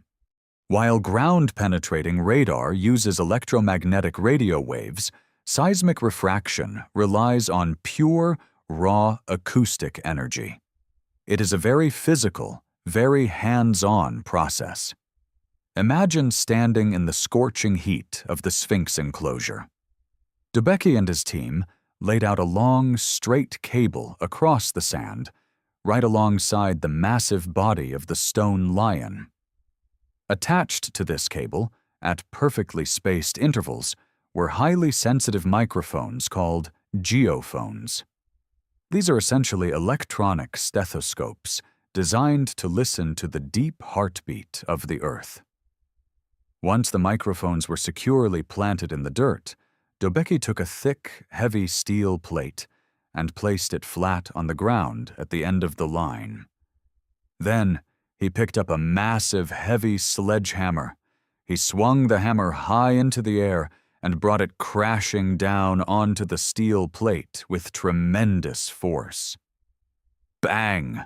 That violent impact sent a powerful acoustic shockwave shooting straight down into the solid limestone bedrock. If the rock beneath the Sphinx was entirely solid, the sound wave would travel at a constant, highly predictable speed, and the microphones would record a smooth, uninterrupted echo. Dobecki swung the hammer again and again, moving the steel plate inch by inch, slowly creating an acoustic map of the Earth beneath the monument. When Dobecki processed the data on his computers, the results were absolutely electrifying. First, the seismic waves confirmed exactly what Dr. Schock had suspected about the weather. The bedrock right at the surface was heavily weathered and degraded by thousands of years of heavy rain, but the rock deeper down was perfectly solid. This once again proved the extreme ancient age of the Sphinx. But that was not the discovery that made the team's blood run cold. As Dobecki moved his equipment to the very front of the Sphinx, right between and slightly beneath the monument's massive, outstretched front paws, the acoustic shockwaves suddenly shattered. The sound did not travel smoothly through solid rock. Instead, the waves hit a massive boundary, slowed down dramatically, and scattered. The computer translated these erratic acoustic bounces into a visual map. Right there, buried approximately 15 to 20 feet below the surface of the bedrock, directly under the front paws, was a massive, hollow void. But it was not just the existence of the void that was shocking. It was the specific shape of it. Natural caves, underground rivers, and limestone sinkholes are chaotic. Nature doesn't draw straight lines. Natural underground cavities are jagged, uneven, and slope at random angles. The void on Dobecki's computer screen wasn't jagged. It wasn't random. It was a perfectly defined, sharp-cornered rectangle. According to the seismic data, this hidden chamber measured roughly 25 feet wide by 40 feet long. The roof of the chamber was completely flat. The walls dropped down at perfect 90-degree right angles. To a trained geophysicist like Thomas Dobecki, the data was screaming a single, undeniable conclusion. This massive subterranean room was not created by thousands of years of dripping water. It was created by intelligent design. It was carved, hollowed out, and deliberately constructed by human hands. For John Anthony West and his team, this was the ultimate smoking gun. The adrenaline must have been completely overwhelming. Just think about the sheer magnitude of this moment.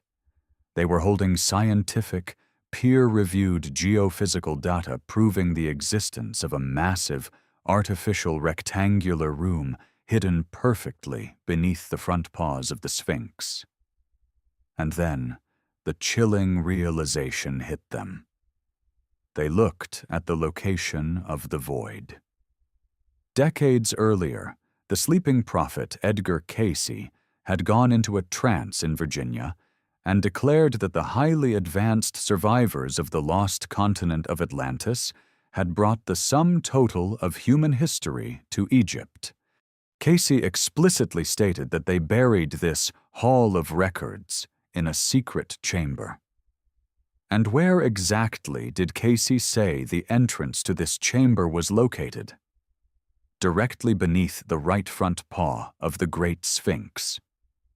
The American scientists had just used state-of-the-art acoustic technology to find a perfectly rectangular room in the exact, precise, mathematically identical location that a psychic had predicted 50 years prior. It was a moment where hard science and alternative history violently collided. The team knew exactly what they had to do next. They did not want to blow the Sphinx up like Howard Vyse. The technology now existed to drill a microscopic hole, no wider than a pencil, deep into the bedrock. They could snake a flexible fiber-optic camera down the shaft, pierce the ceiling of the rectangular chamber, and finally see what was hiding in the dark. Would it be the golden tablets of Atlantis? Would it be the lost technology of a forgotten Ice Age civilization? Or just an empty tomb? They were literally inches away from answering the greatest archaeological mystery in human history. They gathered their data, packed up their charts, and confidently presented their findings to the Egyptian Antiquities Organization, formally requesting a permit to drill a single, tiny, non-destructive camera hole. The response they received was not excitement. It was not academic curiosity. It was a brick wall. The Egyptian government, spearheaded by incredibly powerful traditional archaeologists, looked at the seismic data showing the rectangular room. And then, without any negotiation, without any scientific debate, they abruptly and permanently revoked the team's permits. West, Schoch, and Dobecki were completely shut down. They were forbidden from doing any further scanning, any drilling, and any physical exploration. They were essentially kicked off the Giza Plateau. The Egyptian authorities claimed that the team was pushing fringe science, and that their theories about water erosion and hidden Atlantean chambers were an insult to the proud, established history of the Egyptian pharaohs. Just like that, the door was slammed shut. The massive, perfectly rectangular room, sitting just 15 feet below the sand, was left in the dark. The scientists were sent home, the iron gates were locked, and the Great Sphinx was once again left to guard its secrets in silence. To the millions of people watching this unfold around the world, it did not look like standard academic caution. It looked like a blatant, coordinated, and highly aggressive cover-up. It looked exactly like a powerful government stepping in at the last possible second to stop the world from seeing something that was not supposed to exist. But why? What could possibly be so dangerous, so terrifying, or so valuable that an entire nation would lock down its greatest monument just to keep people from looking at a hole in the ground? Was the government simply trying to protect crumbling ancient rocks? Or were they desperately trying to protect the fragile illusion of human history? When John Anthony West, Dr. Robert Schoch, and Thomas Dobecki were unceremoniously handed their walking papers and escorted off the Giza Plateau in the early 1990s, the international reaction was explosive. To the millions of people watching documentaries and reading alternative history books, the optics were absolutely terrible. It looked like the ultimate heavy-handed government cover-up. The American geophysicists had just found a massive, perfectly rectangular void buried precisely where Edgar Cayce said the Atlantean Hall of Records would be, and right at the climax of the investigation, the Egyptian Antiquities Organization pulled the plug. To the conspiracy theorists, the government was hiding the truth to protect the established timeline of human history. But if you step away from the allure of lost continents and alien technologies for a moment, You have to look at the situation from the perspective of the people actually in charge of the monument. The Egyptian authorities, the engineers, and the conservationists had a very different, highly scientific, and terrifyingly real reason for slamming the door shut.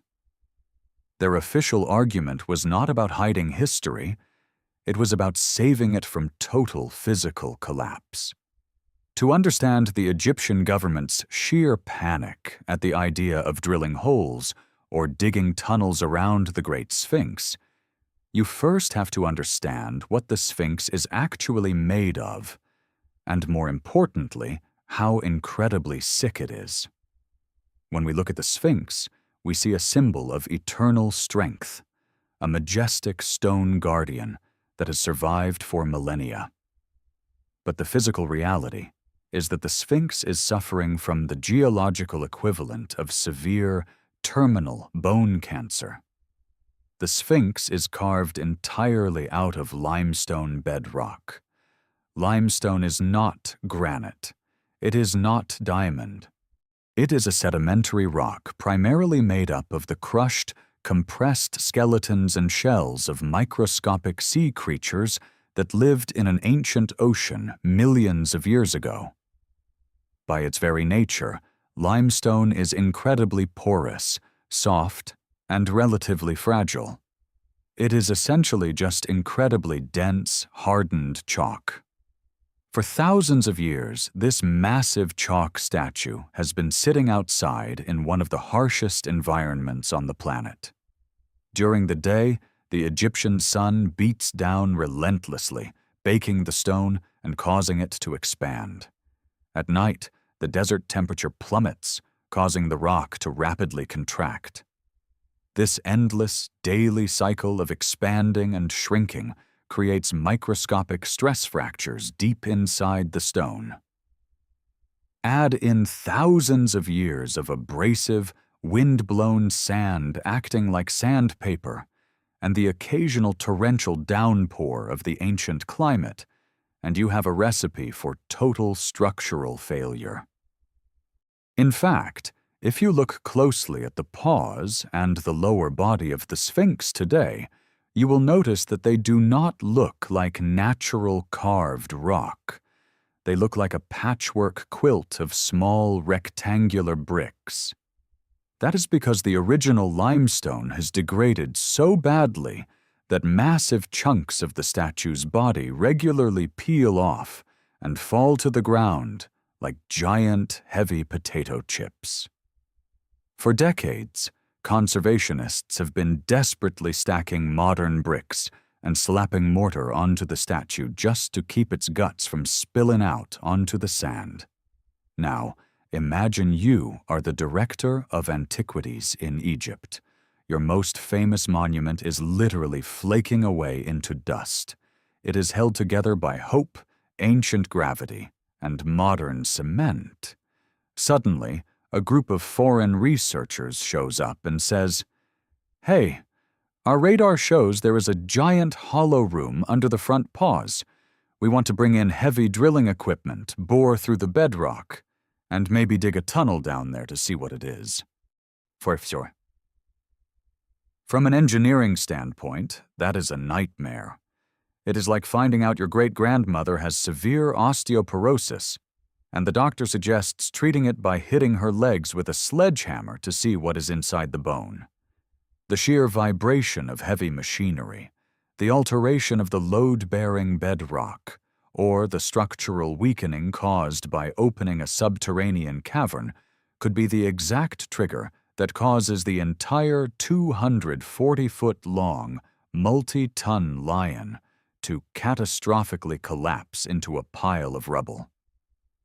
The Egyptian government argued that no potential discovery, not even a hidden library, was worth the risk of destroying the Sphinx itself. But mechanical vibration and crumbling limestone are only half of the official defense. The Egyptian authorities are fighting a second, invisible enemy that is far more deadly than wind or drills. It is an enemy coming from directly beneath the monument, and it is the absolute greatest threat to the survival of the Giza Plateau. That enemy is water, specifically the rapidly rising subterranean water table. When people picture the pyramids and the Sphinx, they usually imagine them sitting in the middle of a vast, empty, isolated Sahara desert, hundreds of miles from civilization. That might have been true a century ago, but it is a massive misconception today. The Giza Plateau sits right on the edge of the sprawling modern metropolis of Cairo. In recent decades, Cairo has experienced a massive, unprecedented population explosion. Millions of people have moved into the city and the surrounding suburbs, building neighborhoods that creep right up to the very edge of the ancient archaeological zones. With millions of new people come millions of gallons of water. The city requires massive new irrigation canals for farming, new water pipelines, and, unfortunately, heavily overtaxed and often leaky sewage systems. All of this excess water sinks straight down into the earth. As a result, the underground water table beneath the entire Giza Plateau has been steadily and dangerously rising for decades. Why is a rising water table a death sentence for the Sphinx? Because of a simple physical process called capillary action. Imagine taking a dry paper towel and dipping just the very bottom edge of it into a glass of water. You do not have to submerge the whole towel. The water will magically climb up the paper, defying gravity, until the entire towel is soaking wet. The porous limestone bedrock of Giza acts exactly like that paper towel. As the underground water table rises, the porous rock sucks the moisture upward, directly into the foundations and the body of the Sphinx. But this is not pure, clean mountain spring water. This groundwater is highly toxic to ancient stone. Because it is mixed with agricultural runoff and human sewage from the nearby city, it is heavily saturated with dissolved salts and harsh chemicals. When this salty, polluted water climbs up into the body of the Sphinx, it eventually reaches the surface of the stone, where it meets the hot, dry desert air. The water rapidly evaporates into the atmosphere. But the dissolved salt does not evaporate. It is left behind, trapped deep inside the microscopic pores of the limestone. This leads to a devastating geological phenomenon known as salt crystallization weathering, or haloclasty. As the salt crystals are left behind in the dark, tiny pores of the rock, they begin to grow and expand. As they grow, they exert incredible, explosive, microscopic pressure against the inside of the stone. Eventually, the pressure becomes so great that it literally blows the surface of the rock apart from the inside out. The stone turns to powder and falls away. This process is happening right now, 24 hours a day, eating the Sphinx alive from the bottom up. This terrifying environmental reality is the ultimate trump card used by the Egyptian authorities to justify shutting down all exploration beneath the monument. Think about the massive, perfectly rectangular chamber that Thomas Dobecki's seismic equipment detected 15 feet beneath the front paws. For thousands of years, that chamber, whatever it is, has been completely sealed. It has its own isolated, stable microclimate. But the toxic, salty groundwater table is currently rising right up to its doorstep. If archaeologists were to drill a hole or dig a shaft down into that chamber, they would instantly break the ancient seal. They would introduce modern oxygen, drastically change the air pressure, and potentially create a brand new pathway for the rising, sewage-laced groundwater to flood directly into the void. If there actually is an ancient Atlantean hall of records down there, filled with fragile 10,000-year-old papyrus scrolls, ancient mechanical devices, or delicate biological remains, exposing them to the rising water table would obliterate them instantly. The salt and the moisture would turn an unprecedented archaeological treasure into a swamp of rotting mush in a matter of days. The Egyptian government's official stance is that until they can engineer a massive, plateau-wide drainage system to permanently lower and control the water table, opening any subterranean chamber is an act of reckless, irreversible vandalism. From a purely scientific and conservational viewpoint, the official reasoning is airtight. It is logical, it is grounded in hard geology, and it prioritizes the safety of the world's most recognizable monument. It makes perfect sense that a responsible government would lock the gates, throw away the key, and tell the American researchers to go home. But in the murky, highly political world of Egyptian archaeology, the official reason is rarely the only reason. While the crumbling limestone and the rising water are undeniably real threats, many researchers and insiders could not shake the feeling that the environmental excuse was merely a highly convenient shield. It was a perfect scientific alibi being used to mask a much darker, much more secretive agenda, happening behind the scenes, orchestrated by a handful of incredibly powerful men who controlled access to the sands of Giza. While the Egyptian government's official arguments about crumbling limestone and toxic, rising groundwater are scientifically valid, they did not stop the explosion of rumors. To the millions of people who had been following the seismic discoveries of the early 1990s, the environmental protection excuse felt like a brilliantly crafted smokescreen. The timing was simply too perfect. The moment American scientists pinpointed the exact location of a perfectly rectangular artificial chamber hidden exactly where Edgar Cayce predicted the Hall of Records would be, the government panicked and slammed the door shut. To understand why the cover-up theory gained massive global traction, you have to look past the rocks and look directly at the people who control them. You have to understand the sheer, terrifying monopoly of power that governs Egyptian archaeology. And you cannot talk about power in Giza without talking about one man, Dr. Zahi Hawass. For decades, Dr. Zahi Hawass was the undisputed, absolute ruler of Egyptian antiquities. He was the Secretary General of the Supreme Council of Antiquities. To the Western public, he was the charismatic, larger-than-life Indiana Jones of Egypt. You have likely seen him on countless television specials and National Geographic documentaries, famous for wearing his signature denim shirts and a wide-brimmed fedora hat. He was the enthusiastic, booming voice of the pharaohs. But behind the scenes, within the academic world, Hawass was known as an absolute gatekeeper. He wielded a level of bureaucratic power that is almost impossible for an American to comprehend. Archaeology in Egypt is not a free-for-all. You do not just show up with a university degree, buy a shovel, and start digging.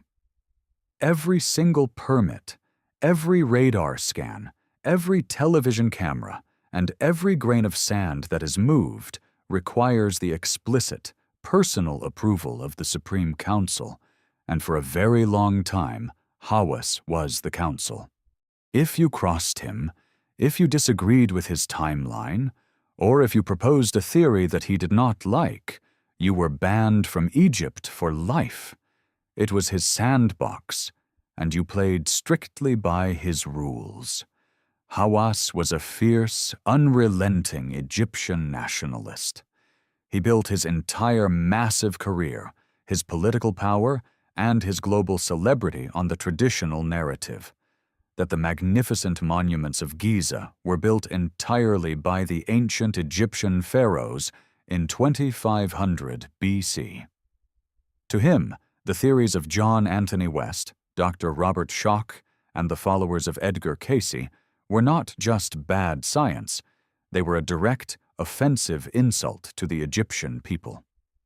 The idea that a lost older civilization, like the Atlanteans, built the Sphinx stripped the glory away from his ancestors. Hawass frequently went on television, visibly angry, shouting down the alternative historians, calling them idiots and charlatans who were hallucinating secrets in the sand. So, when Hawass formally banned West and Schoch from the Giza Plateau in 1993, claiming the Sphinx was too fragile for further testing, the traditional academics cheered. The gatekeeper had protected the timeline.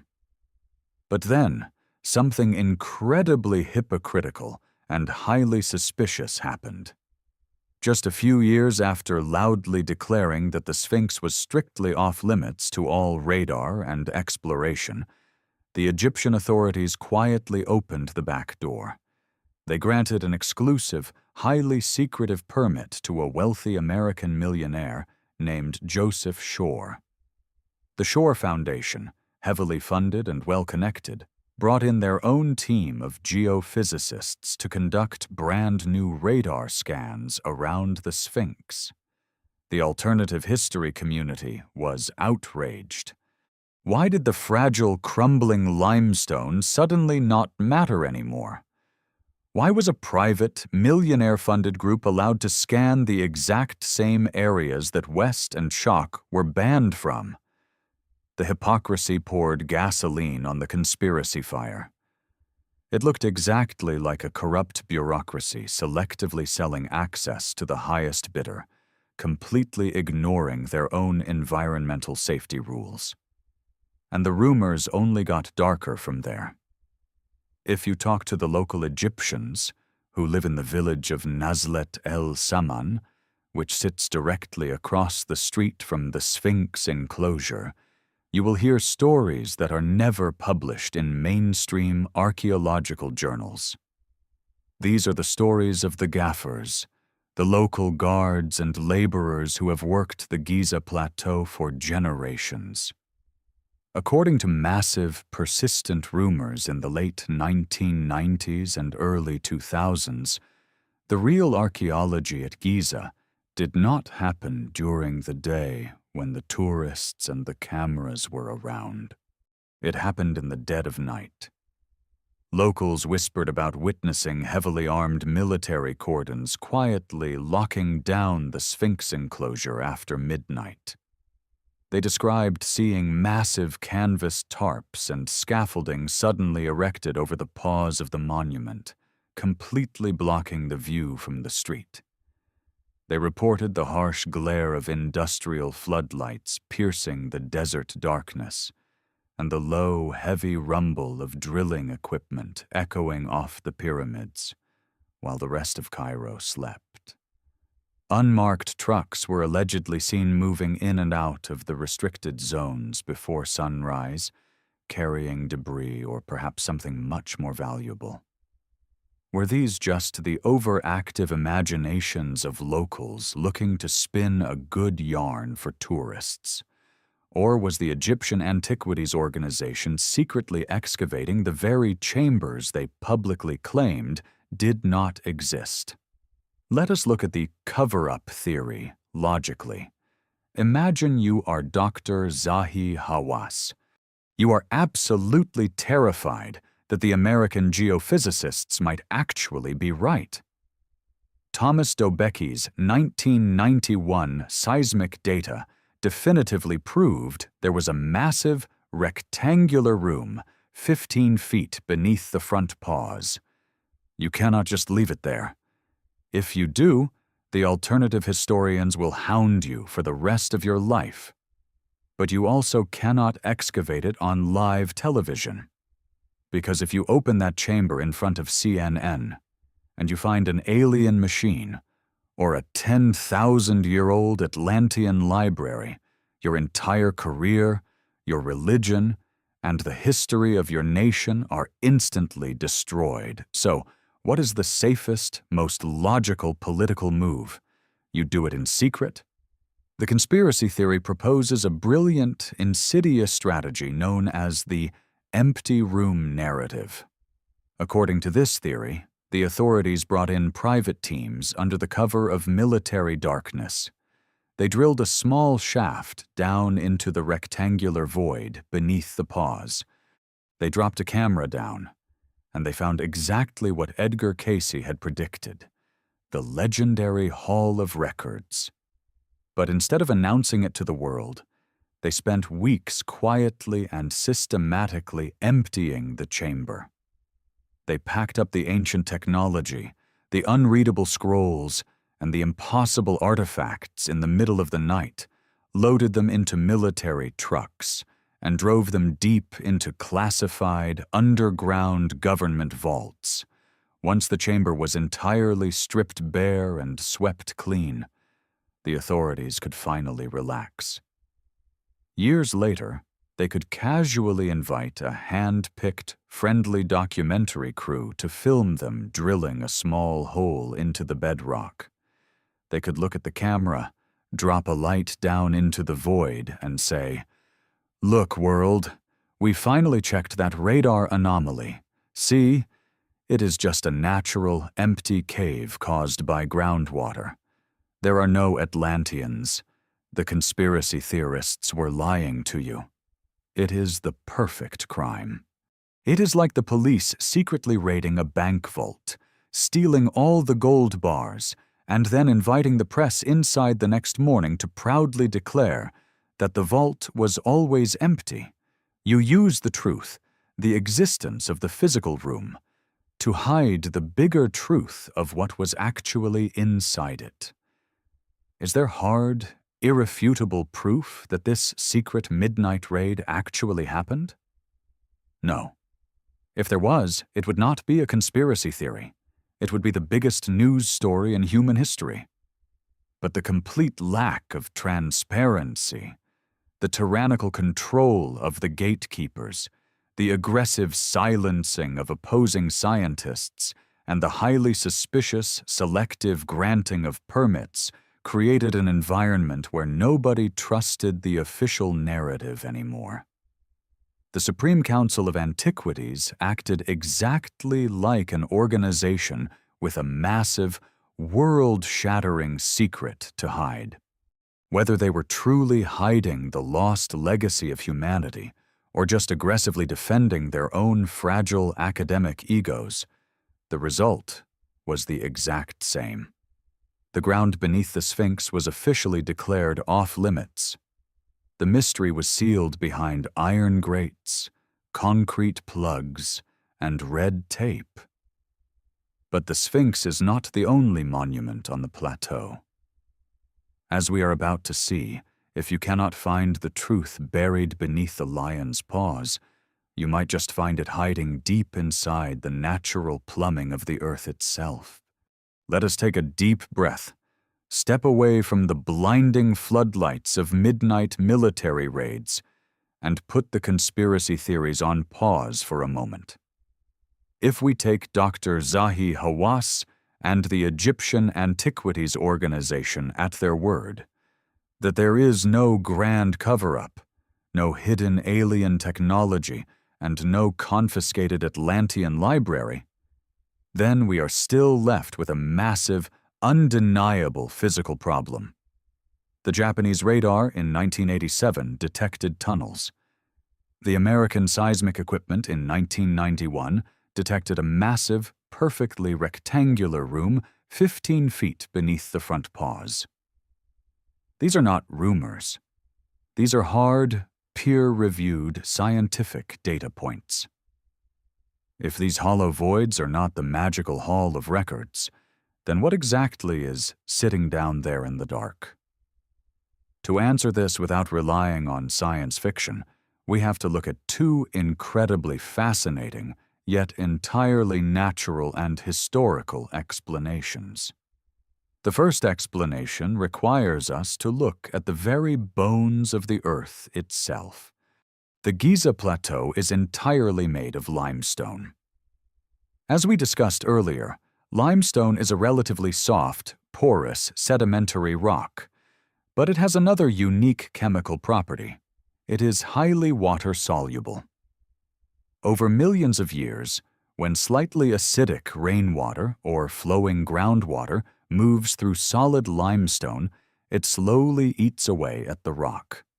It dissolves the calcium carbonate, creating tiny cracks that eventually turn into massive, gaping holes. Geologists call this a karst landscape. If you want a perfect visual of a karst landscape, do not think of a solid brick wall. Think of a giant block of Swiss cheese or a hardened sponge. Places like Florida in the United States are famous for their karst geology, which is why the state constantly experiences massive, terrifying sinkholes that can swallow entire houses overnight. Beneath the hot, dry sand of Giza, the limestone bedrock is literally riddled with these natural water-carved cavities. For millions of years, long before the first human ever chipped a rock, ancient underground rivers fed by the nearby Nile flowed directly beneath this plateau.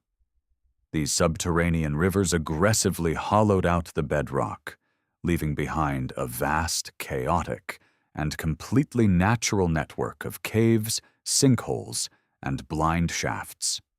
So, how does this explain the American geophysicists finding a perfectly rectangular room under the Sphinx?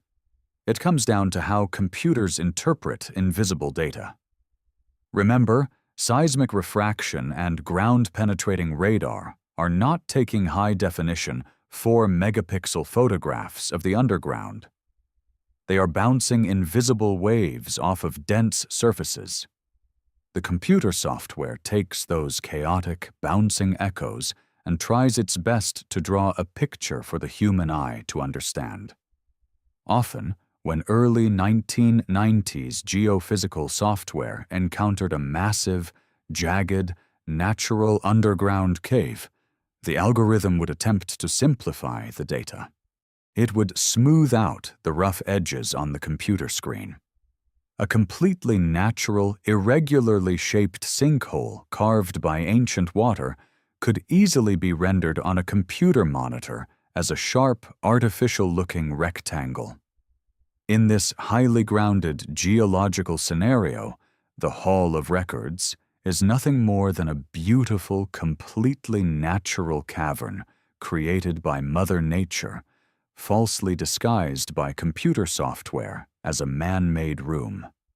And those dead-end tunnels on the body of the Sphinx that Selim Hassan bricked up in the 1930s?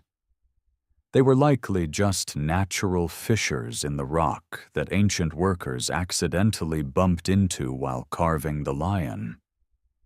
But what if the radar data was perfectly accurate? What if the room under the paws really is perfectly rectangular, with flat ceilings and 90-degree walls? If it was carved by human hands, but not by Atlanteans, who put it there? This brings us to the second, deeply human explanation: the lost tombs of the master builders. When we think of the Giza Plateau, we usually just picture the 3 giant pyramids and the Sphinx. But that is like looking at a massive, sprawling modern city and only noticing the 3 tallest skyscrapers in the downtown district. Giza is not just a collection of monuments. It is a sprawling, incredibly dense city of the dead. It is a necropolis. Everywhere you step on the plateau, the ground is littered with thousands of tombs. There are massive cemeteries designed strictly for the royal family, separate cemeteries for the noblemen and the high priests, and entirely different burial grounds for the workers. And we need to clear up a massive Hollywood misconception right now. The pyramids and the Sphinx were not built by slaves. They were not built by miserable prisoners of war being whipped under the hot sun. They were built by highly respected, highly paid, and incredibly skilled Egyptian citizens. These were master architects, genius engineers, seasoned stonemasons, and logistics experts who dedicated their entire lives to these monumental projects. They took immense pride in their work. Because these workers spent their lives on the plateau, they were given the ultimate honor of being buried right next to the masterpieces they created. The bedrock surrounding the pyramids is an absolute honeycomb of man-made burial shafts. The ancient Egyptians were the greatest tunnel diggers of the ancient world. They would routinely carve vertical shafts plunging 50, 80, or even 100 feet straight down into the solid limestone, just to carve out a small rectangular burial chamber at the bottom for a single engineer or overseer. Now, apply this perfectly ordinary, established historical fact to the Great Sphinx. The Sphinx does not exist in a vacuum. It sits right in the middle of this massive, bustling ancient cemetery. Is it really so unbelievable that a perfectly rectangular, man-made room exists 15 feet below the Sphinx? Not at all. In fact, it would be highly unusual if the ground around it was completely empty.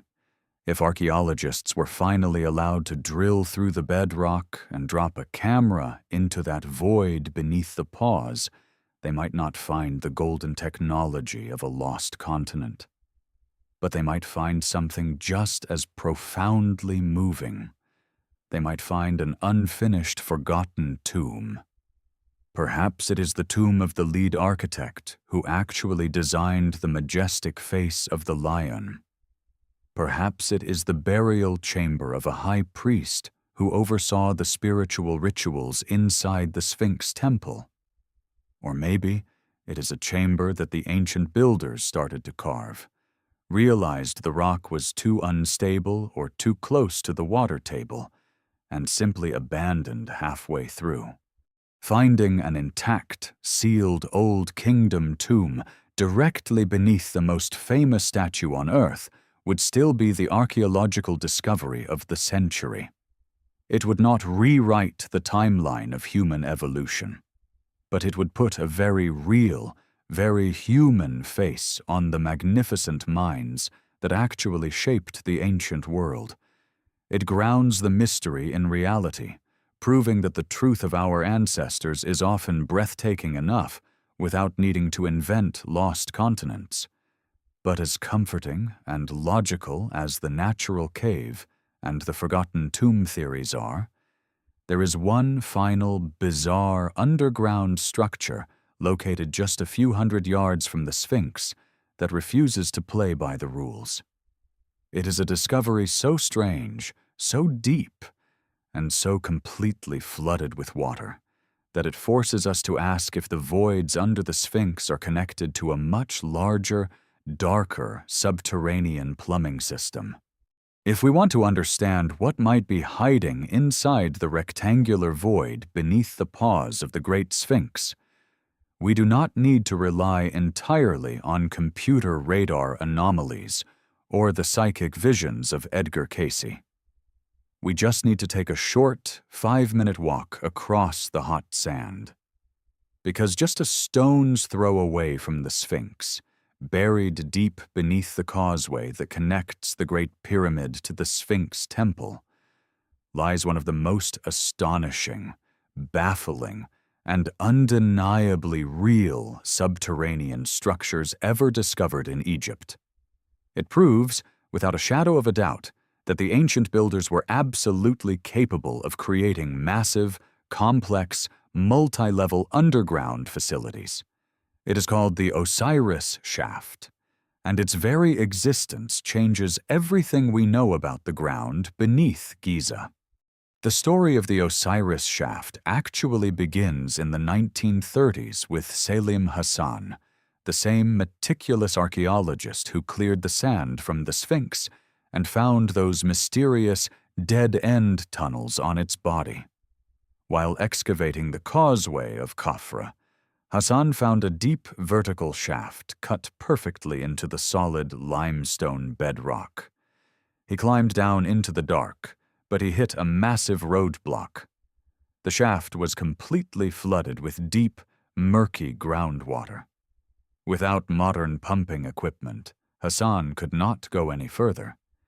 He noted the flooded hole in his journals, and for over 60 years, the mystery was essentially forgotten. It was not until 1999 that the infamous Dr. Zahi Hawass, armed with modern heavy-duty industrial water pumps, decided to finally drain the shaft and see what was at the bottom. What his team found was not just a simple hole in the ground. It was an architectural masterpiece, an underground apartment building for the dead, descending over 100 feet straight down into the pitch-black belly of the earth. To truly grasp the sheer scale of this ancient engineering marvel, imagine climbing down a rickety iron ladder in the dark. The first vertical shaft drops you roughly 30 feet down to a solid rock platform. Here, you find a completely empty chamber. But the journey is not over. Carved into the floor of this first room is a second vertical shaft. You climb down another 45 feet, going deeper into the suffocating, humid darkness of the bedrock. You arrive at the second level. This room is much larger, featuring 6 individual niches or alcoves carved perfectly into the stone walls. Inside these niches, the archaeologists found 2 massive granite sarcophagi, weighing tons, alongside fragments of ancient pottery and bones. At this depth, roughly 75 feet below the scorching desert sun, the air is heavy, and the silence is absolute. But incredibly, there is a third and final shaft carved into the floor of this second level. When the archaeologists descended this final 30-foot drop, they reached the bottom of the complex, over 100 feet below the surface. And what they found there looked like something straight out of an Indiana Jones movie. They stepped into a massive, cavernous hall. But the floor of this hall wasn't made of stone or dirt. It was a subterranean lake. Sitting perfectly in the center of this crystal-clear underground pool of groundwater was a raised rectangular island carved out of the bedrock. And resting in the exact center of that island was an absolutely massive, perfectly polished sarcophagus made of black basalt. Scattered in the water around the island were the remains of 4 ancient pillars. Dr. Hawass named it the Osiris Shaft because it perfectly mirrors the ancient Egyptian mythology of the god Osiris, the lord of the underworld. According to myth, the tomb of Osiris was located on a dark island surrounded by the primordial waters of creation. The ancient builders had literally carved a physical replica of the mythological underworld over 100 feet deep into solid rock and flooded it with groundwater on purpose. So, what does this massive, flooded, multi-level tomb have to do with the Great Sphinx? Everything. First, it completely destroys the argument that the ancient Egyptians were incapable of carving perfectly geometric, highly complex, deeply buried rooms out of the Giza bedrock. If they could engineer a 3-story, 100-foot-deep flooded complex with perfectly flat ceilings and 90-degree walls right next door, then the rectangular void detected by Thomas Dobecki's seismic equipment exactly 15 feet under the Sphinx's paws is not only possible, it is highly probable that it is a man-made structure. Second, and perhaps most importantly, the Osiris Shaft introduces the massive, terrifying variable of subterranean water networks. Remember the primary official excuse the Egyptian government gave for shutting down the American radar scans in the 1990s. They claimed that drilling under the Sphinx would disturb the rising toxic water table and destroy whatever was down there. The Osiris Shaft proves that the water table is not just a modern nuisance caused by the urban sprawl of Cairo. Water has always been a fundamental part of the deep underground architecture of the Giza Plateau. This leads to a breathtaking theory that bridges the gap between traditional archaeology and ancient mysteries. What if the Giza Plateau is not just a collection of isolated tombs? What if it is a massive, interconnected subterranean hydraulic machine? In the 5th century BC, the famous Greek historian Herodotus traveled to Egypt. He interviewed the local priests and wrote extensively about the pyramids. For centuries, modern historians have laughed at one specific claim Herodotus made. He wrote that deep beneath the Great Pyramid, there were underground vaults built on an island, and that this island was surrounded by water brought in by a secret, subterranean channel directly from the Nile River. Mainstream scholars called Herodotus a liar. They said it was impossible because Giza is a dry desert plateau high above the river. But the discovery of the flooded Osiris Shaft, with its island and sarcophagus, proved that Herodotus was actually telling the terrifying truth. There are flooded subterranean islands beneath Giza. If the ancient builders went to the agonizing trouble of carving a secret channel from the Nile to flood the bottom of the Osiris Shaft, where else does that water go? Water does not just sit still in porous limestone. It flows. It seeks the path of least resistance. This raises a thrilling, highly logical possibility regarding the Great Sphinx. The geometric anomalies, the dead-end tunnels, and the perfectly rectangular void beneath the front paws might not be isolated rooms. They could be access points, maintenance shafts, or flooded chambers connected to the exact same vast, undiscovered underground plumbing network that feeds the Osiris Shaft. If the Hall of Records actually exists down there, Edgar Cayce might have been right about the location, but wrong about the condition. The ancient library might not be sitting in a dry, dusty room waiting to be opened. It might be sitting at the bottom of a dark, flooded subterranean lake, submerged under 50 feet of water for the last 10,000 years. This hidden water network completely changes the game. It means that the Egyptian government's fear is completely justified. If you blindly drill a hole through the floor of the Sphinx enclosure, you might not just hit an empty room.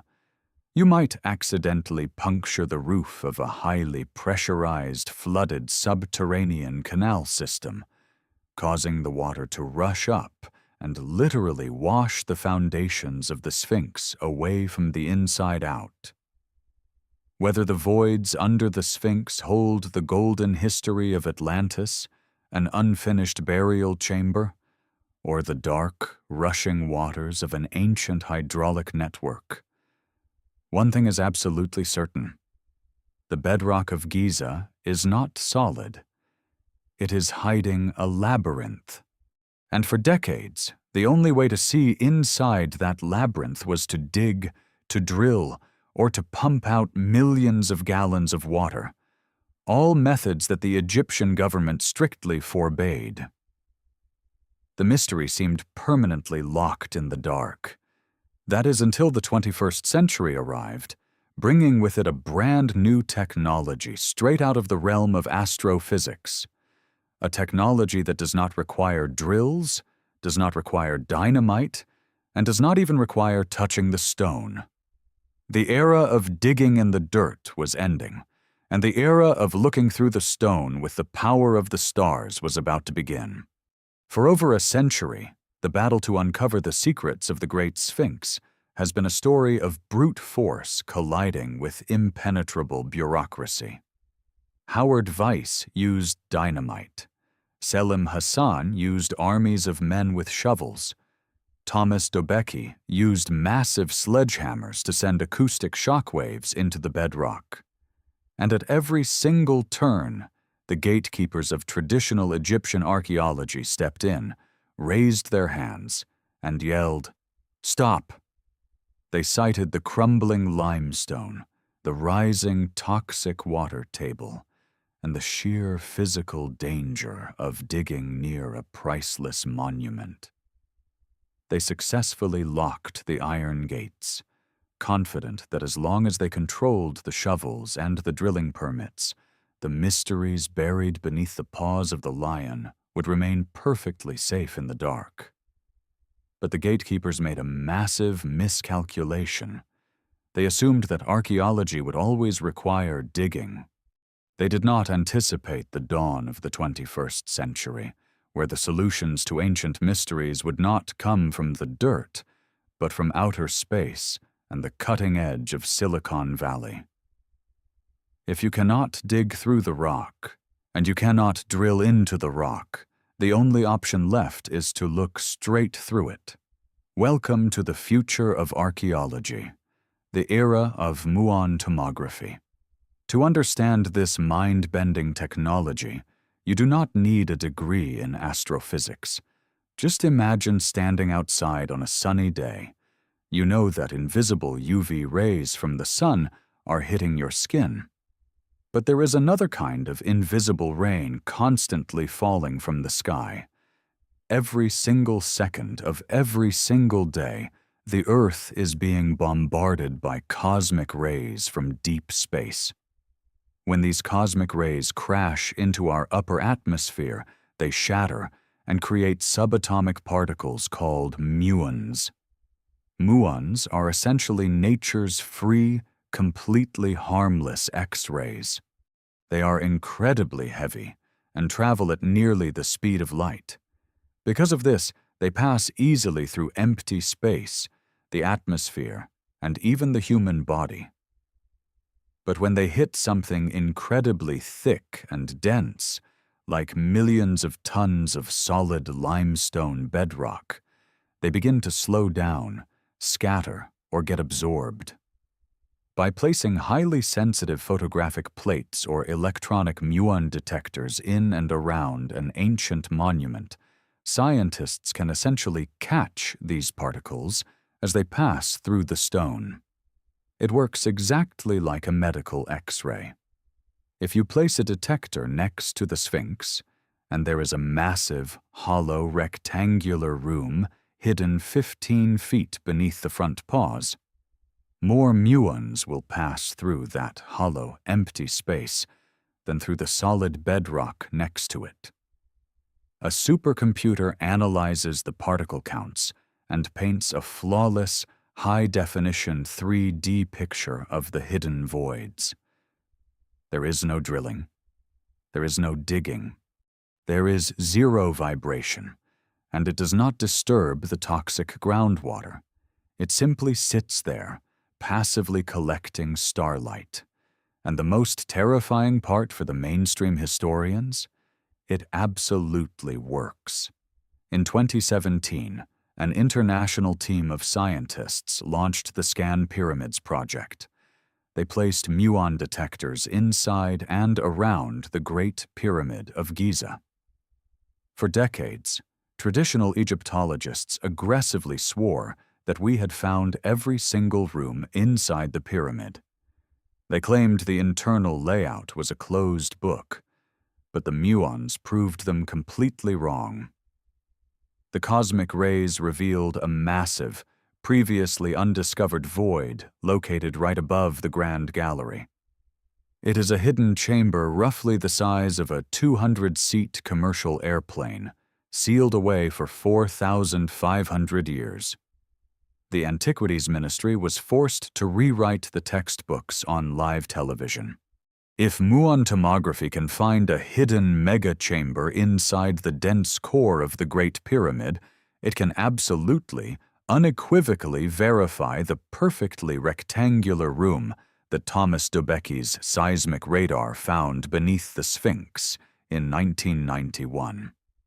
It strips away every single environmental excuse the government has ever used to prevent exploration. It is only a matter of time before these detectors are pointed at the lion's paws.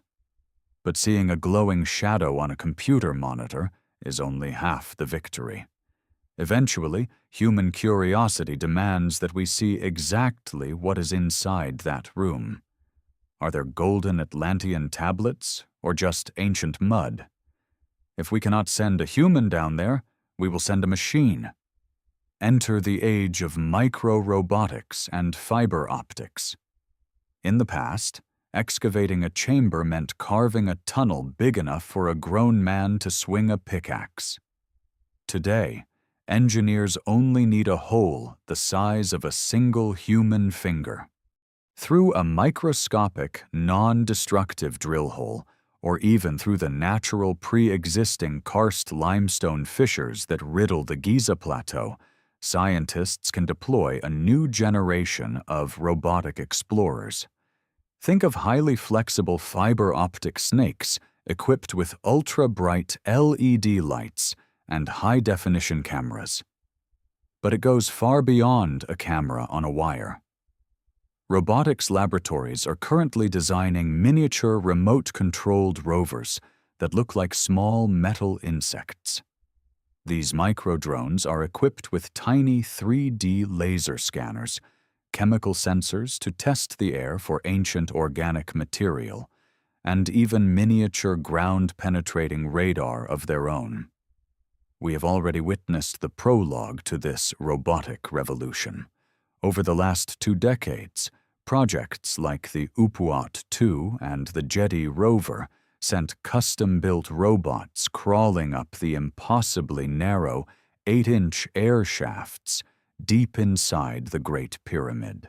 These tiny machines climbed steep, claustrophobic angles, bypassed ancient architectural traps, and even drilled through secret limestone doors, sending live video feeds straight to the internet.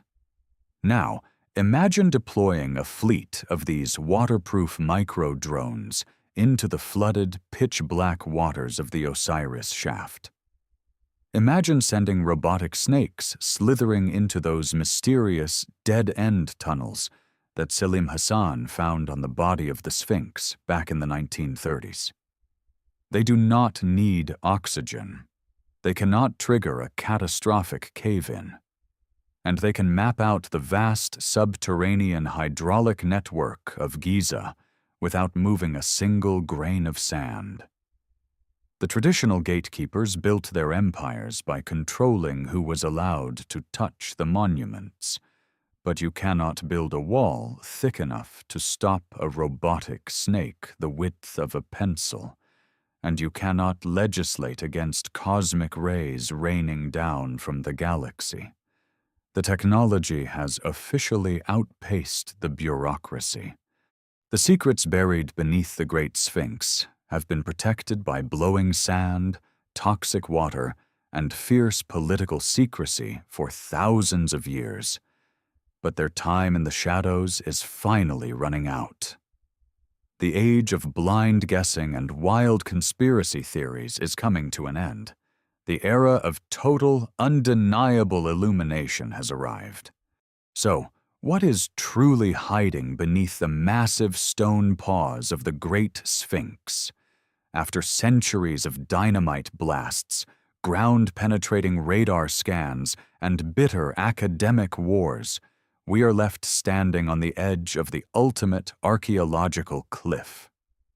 The Egyptian authorities have locked the gates, citing the very real threats of crumbling limestone and a toxic, rising water table.